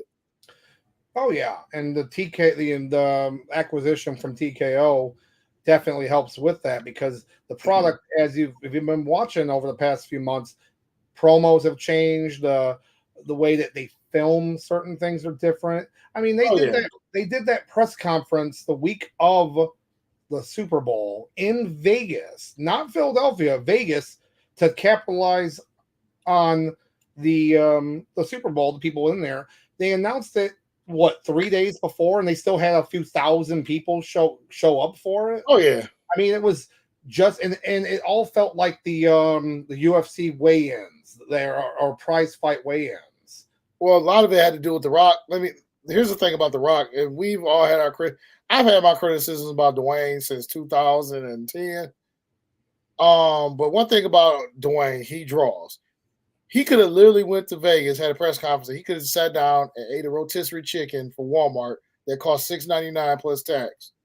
And I guarantee you at least 1,000 people would have showed up and watched him do it. I don't know what's more sad, the fact that you're right or the fact that those chickens are $6.99. Oh, they are, because I eat them for lunch a lot because I'm too lazy to pack a lunch for work. Well, no, I just remember when they were like $4.99.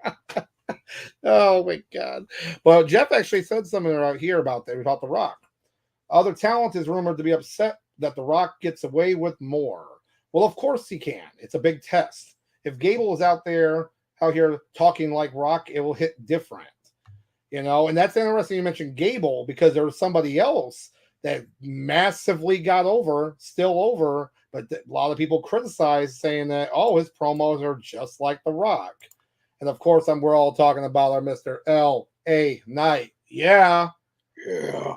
So, The Rock, Rock can do what he wants. He's on the board for TKO. He draws. They're going to allow him to swear. They're going to allow him to draw blood and stuff on these promos. They're allowing him to run over promos, which is fun, because guess what? He was like the first one to really do that. Don't you remember the first Rock show on Raw? He went over like 25 minutes almost or something. They probably were backstage going, "What's going on? Goddamn, God, what's going on? Leave it! Don't! If you cut that off right now, you're fired. Let this play." Oh yeah, I tell you, he probably screamed at Bucktooth Kevin Dunn. Like, don't you dare turn that off. Oh man. And remember, Rock is also once again with Dwayne. He still has the highest rated segment in all of sports entertainment. Yep, still has. So it's hard to beat that. This is your life. This is your life. God, so good. Jeff also had a question here. Well, more of a statement. Cena's been awfully quiet leading up to all this. So interesting. Do you think Cena shows up to WrestleMania? Not just shows up backstage. They always have guys come back. I mean, what is he really doing right now? Nothing really. And it would be kind of cool to see it because one, this would be seeing The Rock in his character, not as the Rock, friendly Rock, and see it backstage, whatever. This would be in his heel character, and kind of gives him the shove off or whatnot. So that'd be kind of interesting to see, especially if it hit Bloodline rules, and that basically meant no DQ. Anybody could show up to help out Cody. What if like everybody shows up to make sure Cody finishes the story? Everyone takes out every member of the Bloodline. Stone Cold comes out, beats up The Rock. I'm telling you, if that glass shatters, that whole place loses their mind. Oh yeah, it's going to be. Listen, for all the football fans out there, y'all thought Marshawn Lynch, when he caused that mini earthquake, was a big deal. Oh, if that glass breaks in Philadelphia, oh yeah, we talking about 8.2 on the Richter scale. I don't even know that's the right measurement. No, that's right. Yeah. That's a big earthquake. You got it. Okay, right. Doc knows. Listen, let's say Doc knows what's up. Yes, they don't call me Nikipedia for nothing. There you go. Jeff, real just quick ones here. We were talking about the entrance from when he comes out to when he hits the ring. He actually gets into the ring. So that I like that. We used to do this with the Undertaker. Now Roman has taken that mantle. Yeah, right. And then of course we got Jeff with a yeah. Yes. I love it. Andre's prediction. Rock pins Seth. So it can be no DQ Sunday. I think we're all in agreement that it looks like we need the Bloodline rules match because we just need the no DQ to happen. That's basically what it looks like. Which, booking wise, that makes sense. Hey Doc, hey, Sauce. What's up, Sauce? What if Seth Rollins hits Roman with the buckle bomb and just screws everything up? Hurts him for night 2. Because that could happen. We would sit there and be like, "Oh no! Oh, he's just sitting there like, what do we do? Then you hear Brock Lesnar's music hit, and then it's like, what just happened? But I agree with Wholesome Jeff. Listen, we all know Bloodline is winning night 1. There's no way that they go through all this, stipulations for night 2, and they lose night 1. There's no way. Yeah. I just think there's got to be something that maybe gives them a dissension between the two.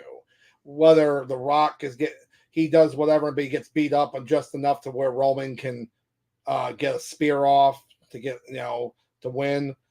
But something happens enough to where The Rock, Roman because also they announced this too, by the way. Roman is inducting Paul Heyman into the Hall of Fame.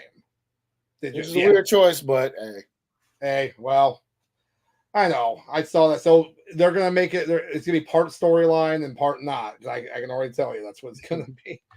Hey, listen. The best storyline in the Hall of Fame was last year when Dominic walked out on his dad. That was the shout out to Dominic keeping kayfabe alive. Yeah, exactly. Jeff had a good question here. I wonder what backup plan they have if someone gets hurt in real life. Well, it depends on the situation. I mean, usually if they're hurt that bad, if they're really really hurt, they're not. They just stop the match. Usually see the X. Referee will pull up the X, and they usually won't show it. Whenever you see now in wrestling, if someone gets hurt, but the camera is panning on them, always on them, and there's people like helping them out, storyline. It's always story. Even if it really doesn't look like it, camera's never going to be really on them. They're going to be panned away if they're really hurt.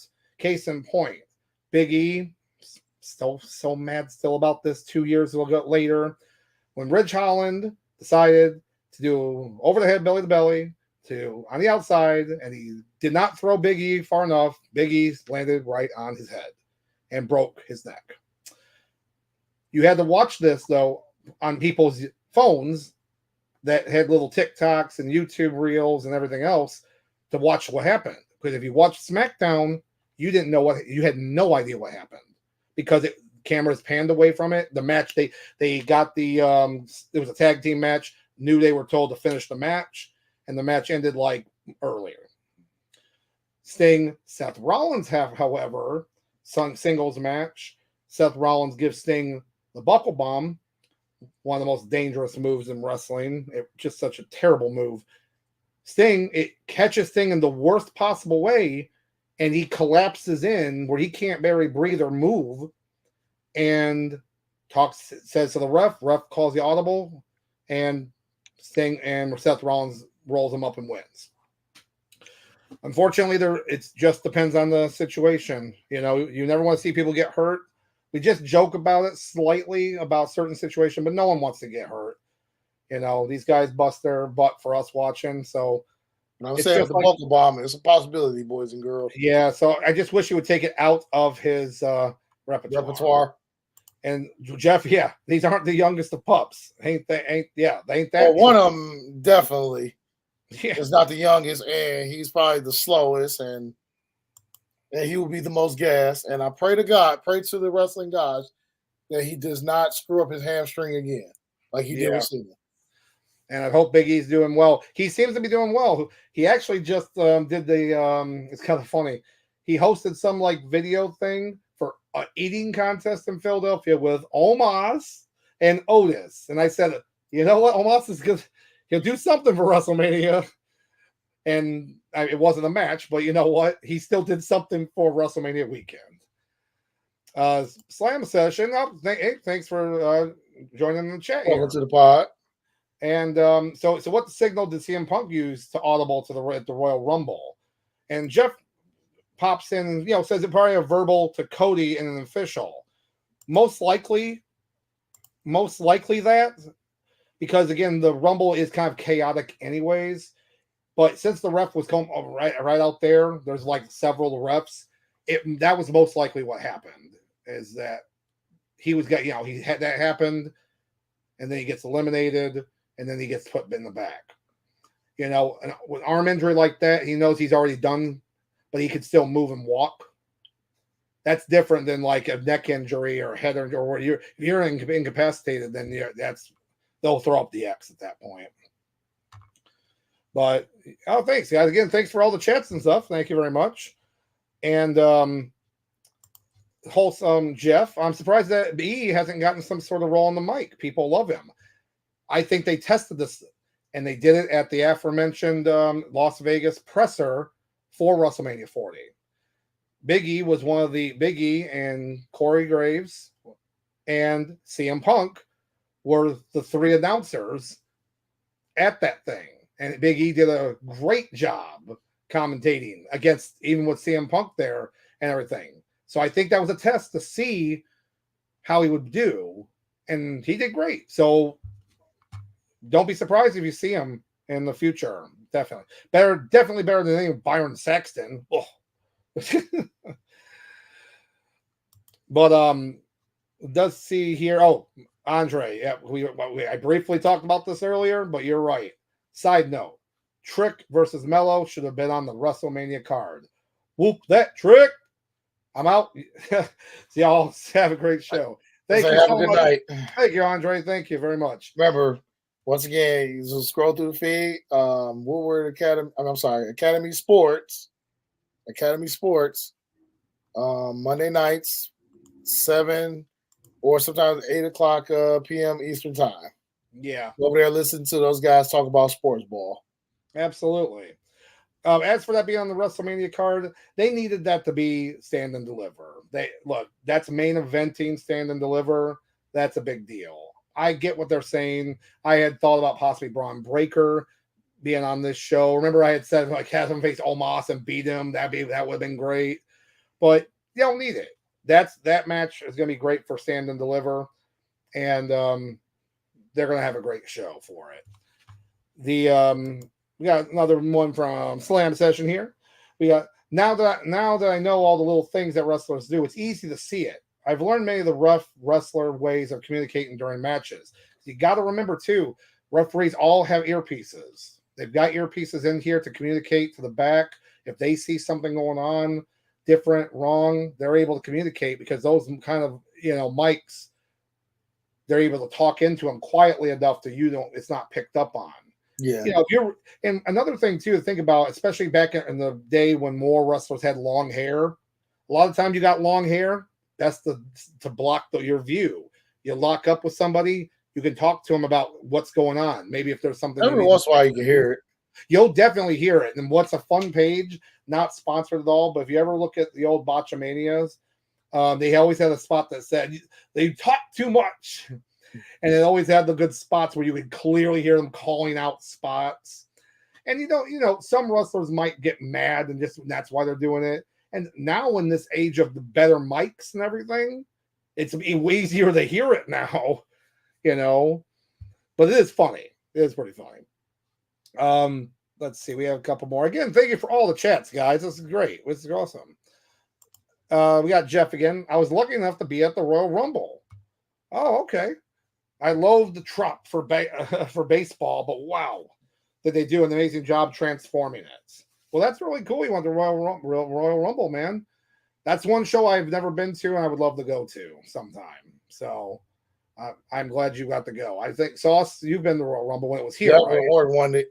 When Orton won, yep. All right, very cool. And then Jeff here, and then we'll go on to the rest of night 2. Yeah, we still got to get through night 2. Well, I started night 2 already, so we only have a few. Yeah, we started. Yeah, Jeff Saxton is great just to have around the way they pick on him. That is true. You pretty much do have to have the whipping boy to kind of get.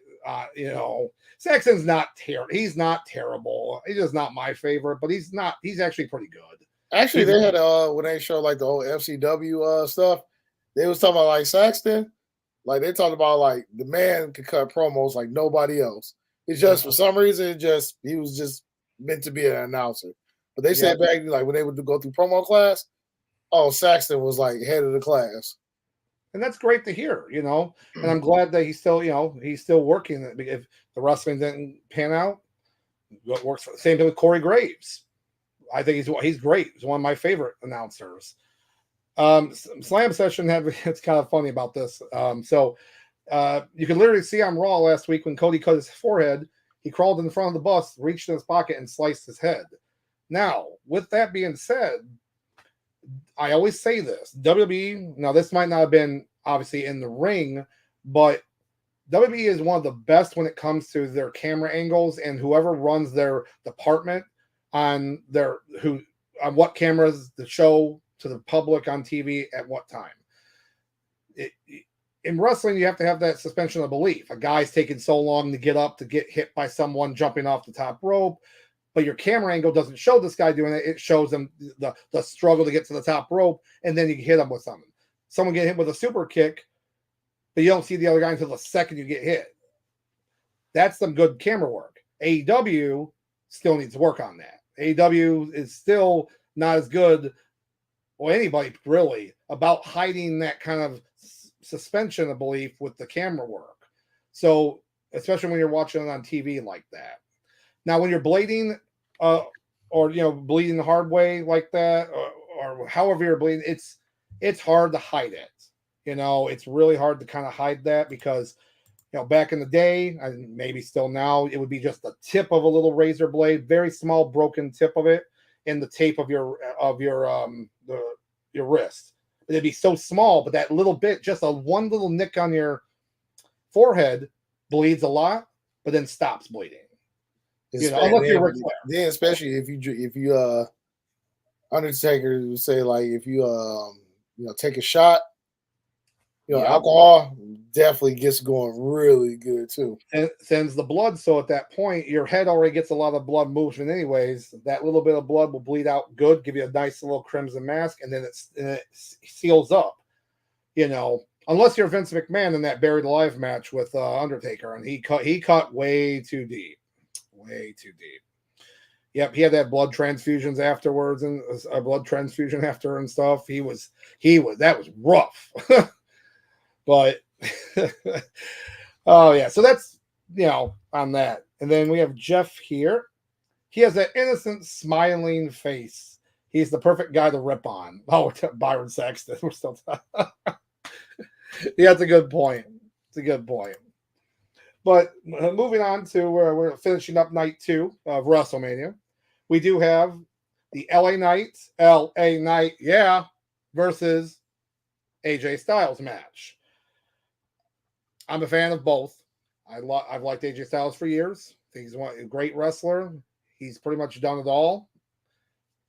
He's a heel now, which is a little weird, but don't hate it. LA Knight, what can I say? Meteoric rise, popularity over the past year and a half. He has to win.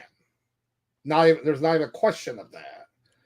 If AJ Styles wins this match, it makes no sense booking wise. It makes no sense for LA Knight's push. It makes no sense for anything. So LA Knight has to win.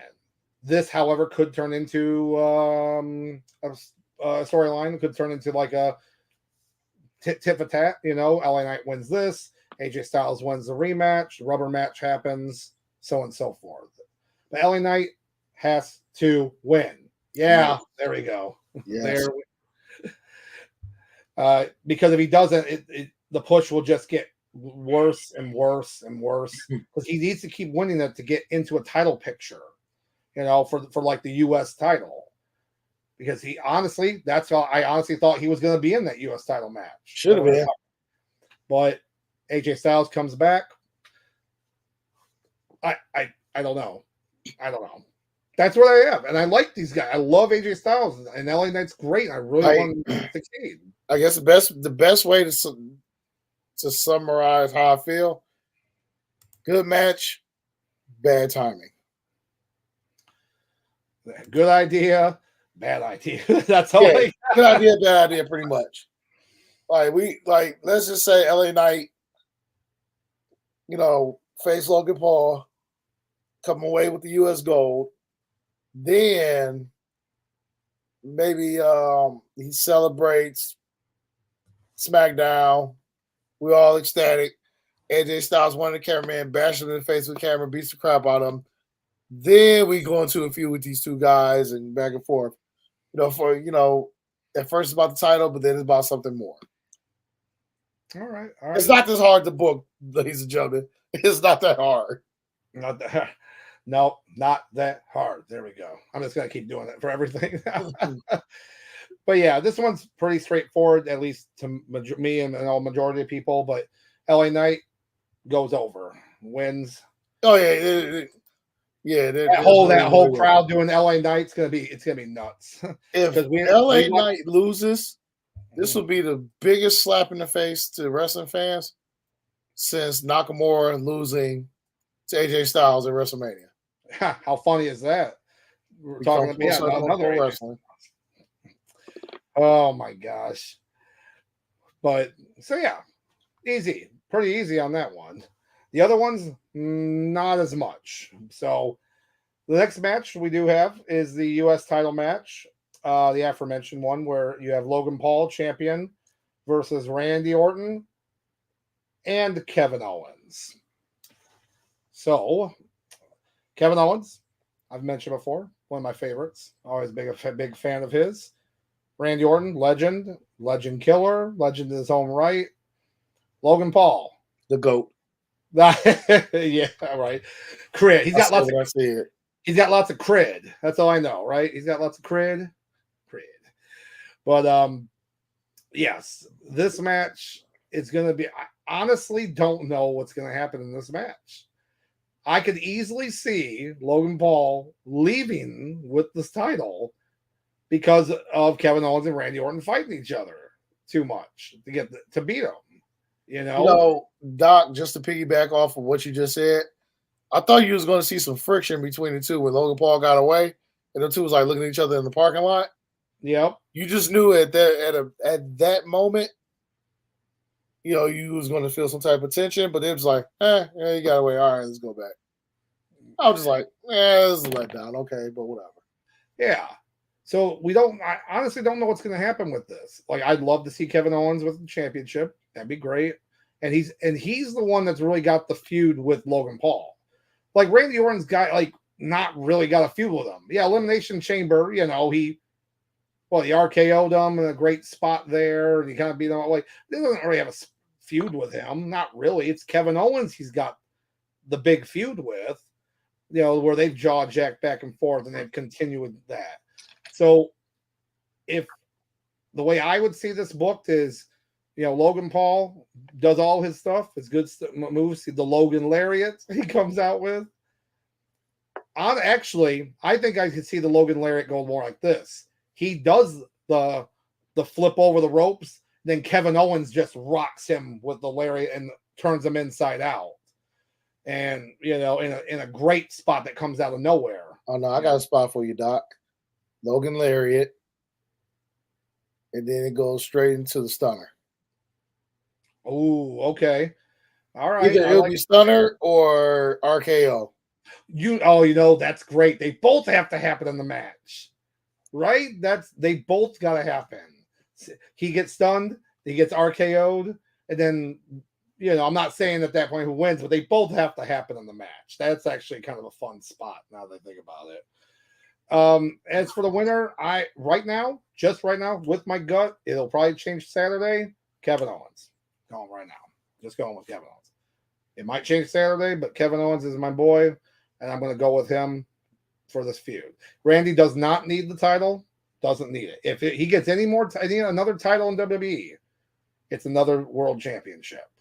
Just like just like John Cena did when he got his last world championship. That's how it would be. Just like that. Yeah. The only way I can see Orton as far as coming away with the mid-card belt is if it just needs elevation, prestige, and a push. But right now, the IC belt is doing just fine. The U.S. Championship is doing just fine. So, Logan Paul's walking out of Philadelphia as champion and a few battery lumps upside his head. Oh, my God. Do you think KSI gets beat up again? Yes. Oh, my gosh. No I almost wish he'd put a big sticker on the U.S. title that says the big Prime sticker on it, just to be more of a dick about it. I'm surprised he hasn't already, honestly. But yeah, that's good. I like that. I like that thought there. But so moving on, we do have the other women's title match, the WWE Women's Championship, with Io Sky versus Bayley.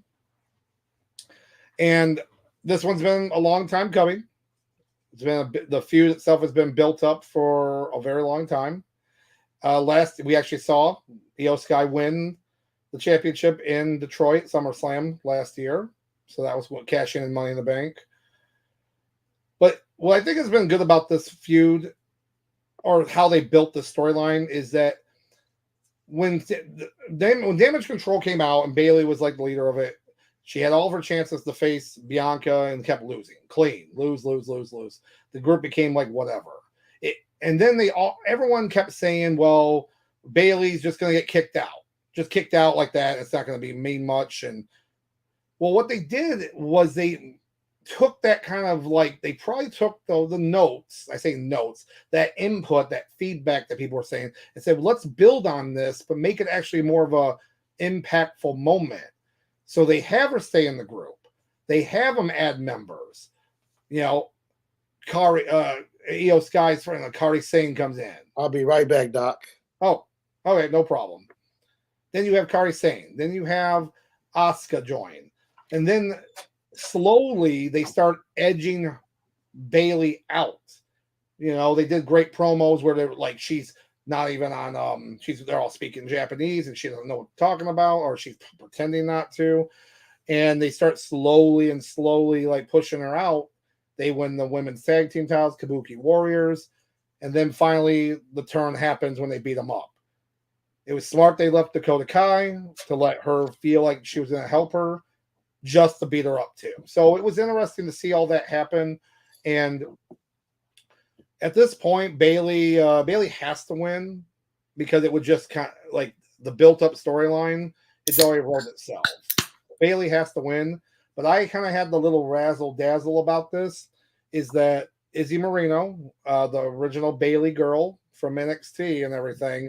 She is now a indie wrestler, and she will be there front row at WrestleMania.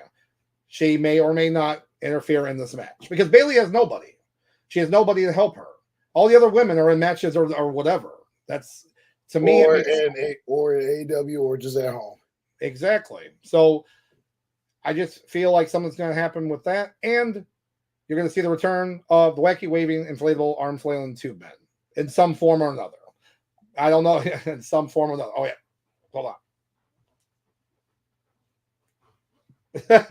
What if it was just that for like 45 minutes? It was just, I'm not, you know, we get like the you know, the fabric and then put over us, and we put faces on them, and we just do that. I'm not gonna lie. You know, I wouldn't be mad at the angle of as far as all her, you know, her former team comes out, starts to, you know, cheat, beat her up, knock out the ref. They all just gang up on her, and then once again, you know, the Bailey fan comes out, comes to the rescue.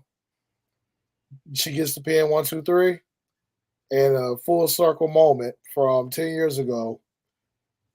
I believe it was 2014 when we witnessed probably top 3 greatest women match, and probably to this day the number 1 women's match in WWE, which was the Iron Woman match. Yep. So, and to see her number 1 fan, you know, finally when she got to see her win that championship 10 years ago, and we come full circle with Bailey getting another championship, and this time her fan is in the ring, you know, cheering her on instead of from the sidelines. I like that idea. I think it makes perfect sense. So now the match itself, I'll be honest with you, Io Sky has her moments, Bailey has her moments, but this is I would say this is probably,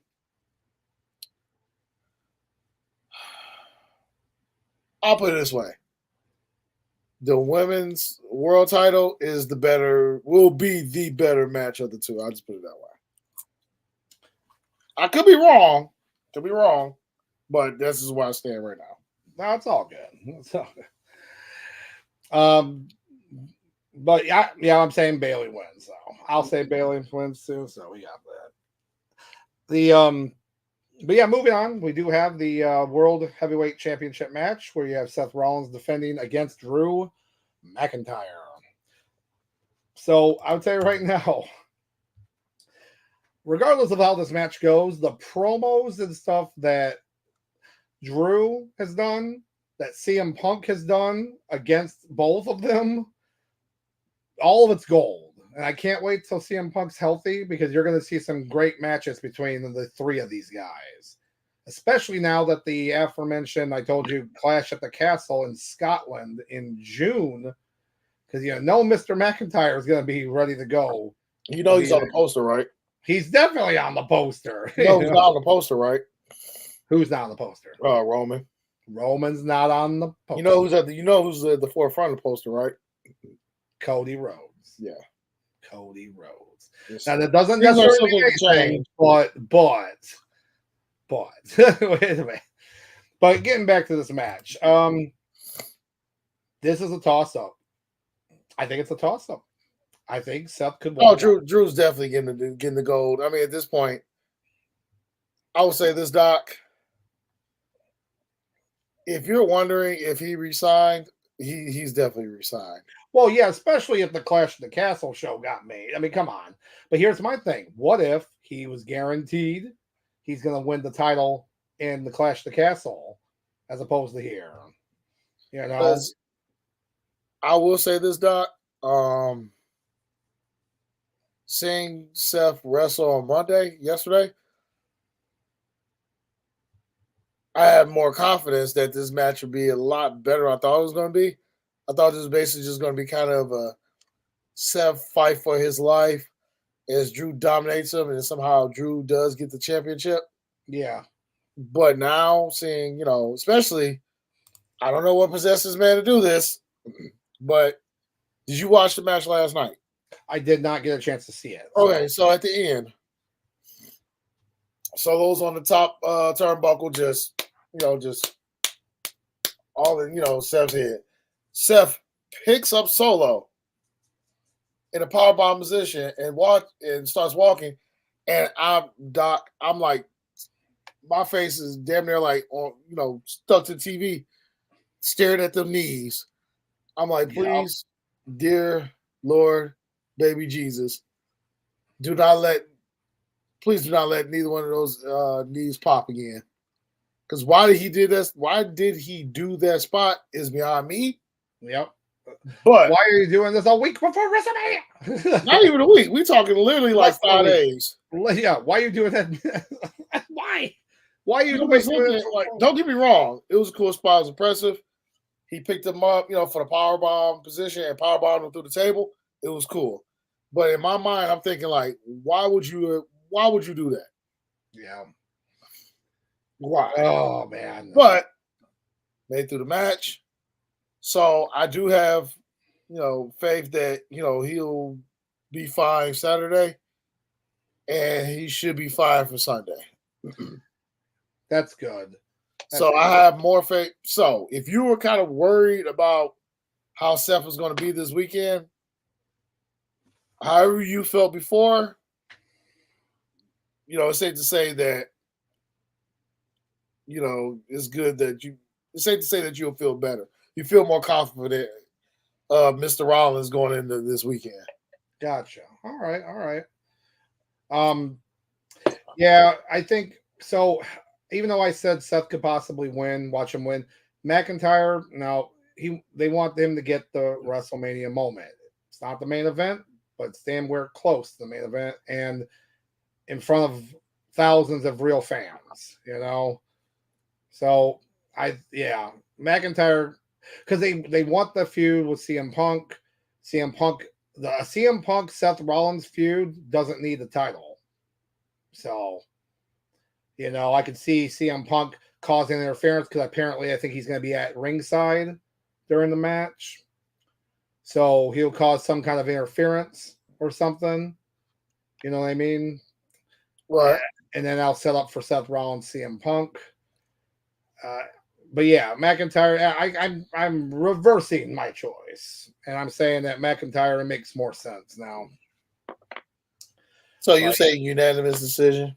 Yeah, I will say though, he better come out at least for a promo for this to his damn broken dreams, like he did at Clash of the Castle. Listen, we got that Clash. I mean, WrestleMania would be the perfect spot to give us broken dreams one more time.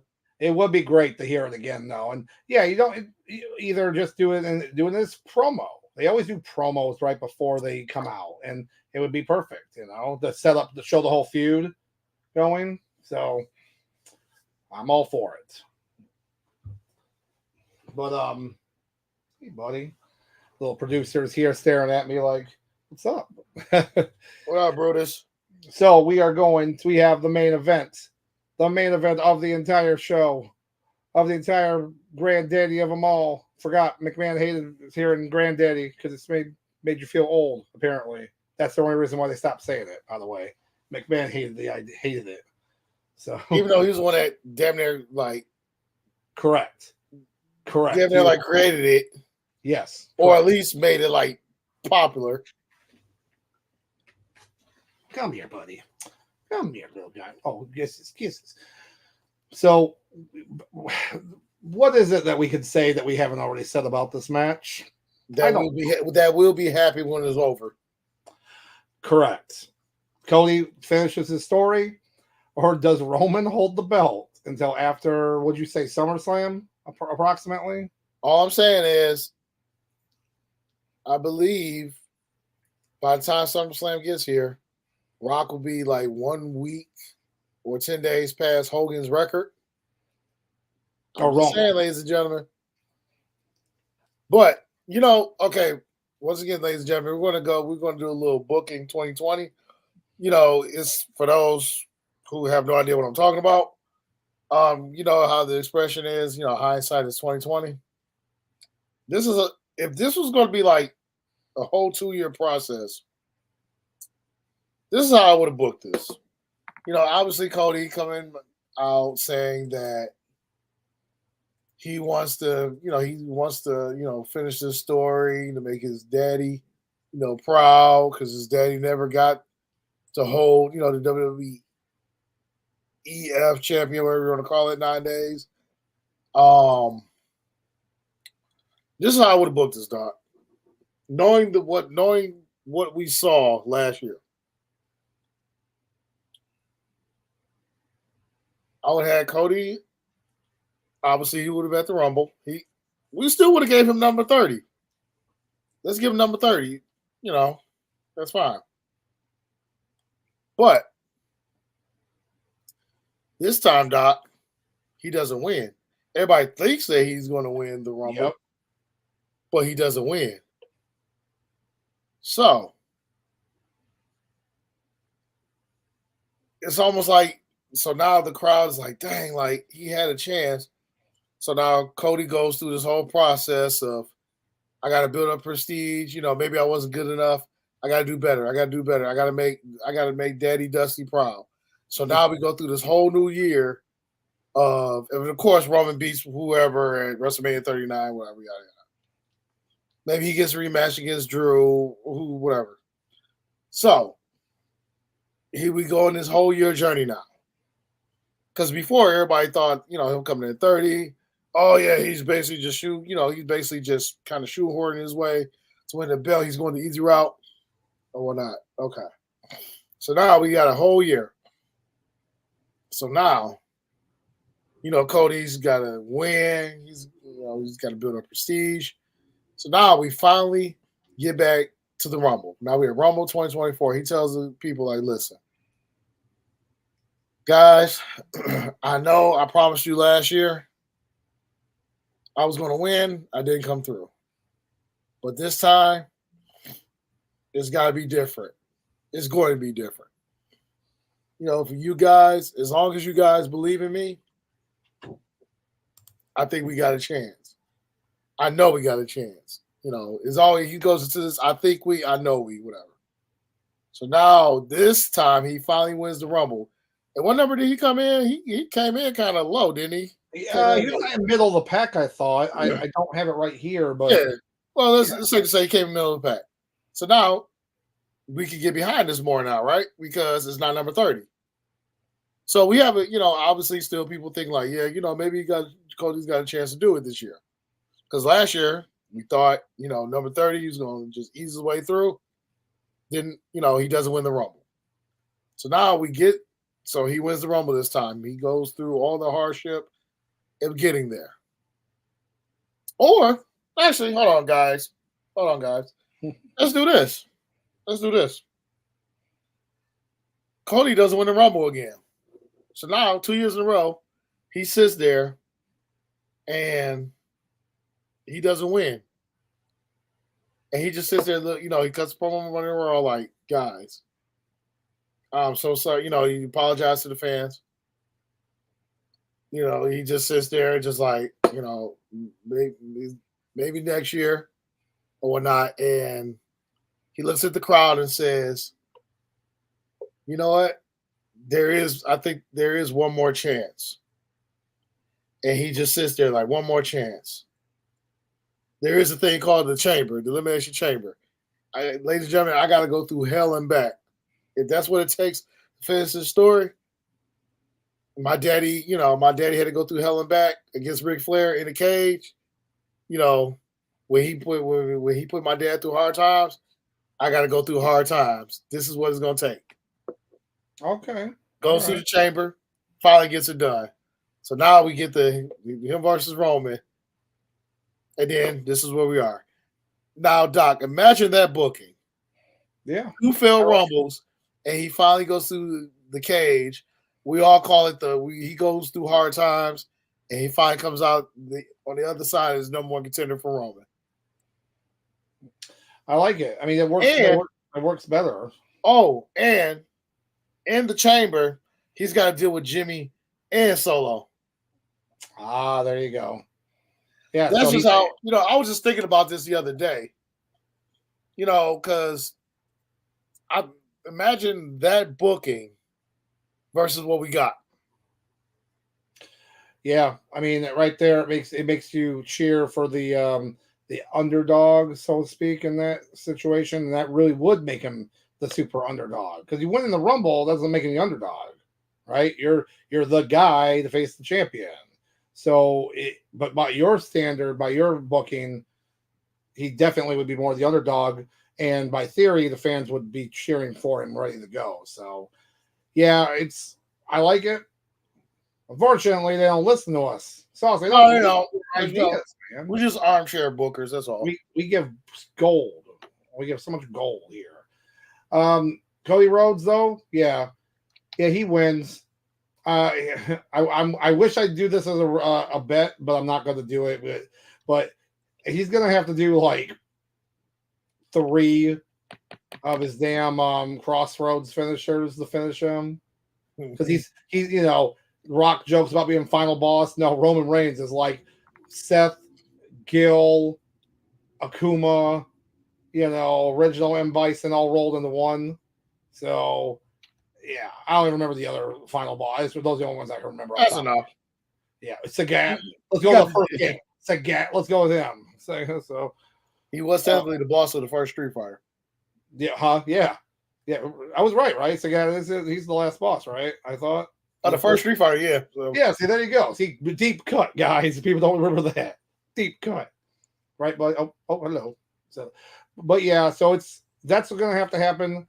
Gosh, if they pulled that with Roman to try to beat Hogan's record, though, I'm just saying. Who said about batteries getting thrown? Batteries are getting thrown, and I don't mean like diesel. I mean like those battery packs that for your phone. Why? And there might be some snowballs in there too. Remember, they used to beat up Santa Claus with snowballs. Yeah, talk about the only city that hated Santa that much. Well, hated everyone so much that you pelted Santa Claus with trash and snowballs. Gotta love you, Philly. Gotta love you. No, we don't. We don't. So yeah, whew, that's WrestleMania. That is WrestleMania, and it's gonna be a good time. We're gonna have food. We're gonna have drink. We're gonna have wrestling. We're probably not, unless it changes. We're probably not gonna do like a reaction thing. It's up to Sauce. We'll figure that out on Saturday. But if we do, it'll be at least earlier because the show ends earlier. So supposedly. Oh yeah, I forgot. Supposedly, yeah. Rock's like, nope. I'm gonna do a 30-minute promo. 35-minute match. We're going later now. So who knows, man? But with all that being said, I don't really think. I mean, unless you had something specific, I don't think we need to do a Heat of the Week, because honestly, I got one. Oh, you actually do have one? All right, I do got one. If you don't have one, that's fine, but I got one. All right, give it yesterday, man. It's funny you mentioned like them going in different directions, doing as far as like vignettes and promos and scenes and whatnot. Mm-hmm. My Heat of the Week, ladies and gentlemen, I want y'all to go on YouTube. because I'm sure a lot of y'all probably don't have DVR anymore. But I want y'all to go on YouTube and I want y'all to watch Drew McIntyre's promo that he did yesterday. It was like he's basically at a funeral. He was like at a funeral home, and he was basically talking about the death of CM Punk's hopes and dreams and his push as far as for WrestleMania and whatnot. But I'm telling y'all, my heat of the week. Like this man Drew, like granted, you know, people out there knows that when he left WWE, he basically had to like learn his craft. And obviously, you know, if you watch a lot of old school Impact TNA, the man learned how to cut damn good promos. Came back to WWE. He did a hell of a shoe promo against Randy Orton that put Orton back in his place. But, you know, the way, you know, the promos and stuff that Drew has been doing since, you know, beginning of the year have been pretty, you know, pretty solid. But Doc and the wrestling audience, go on YouTube and watch that promo.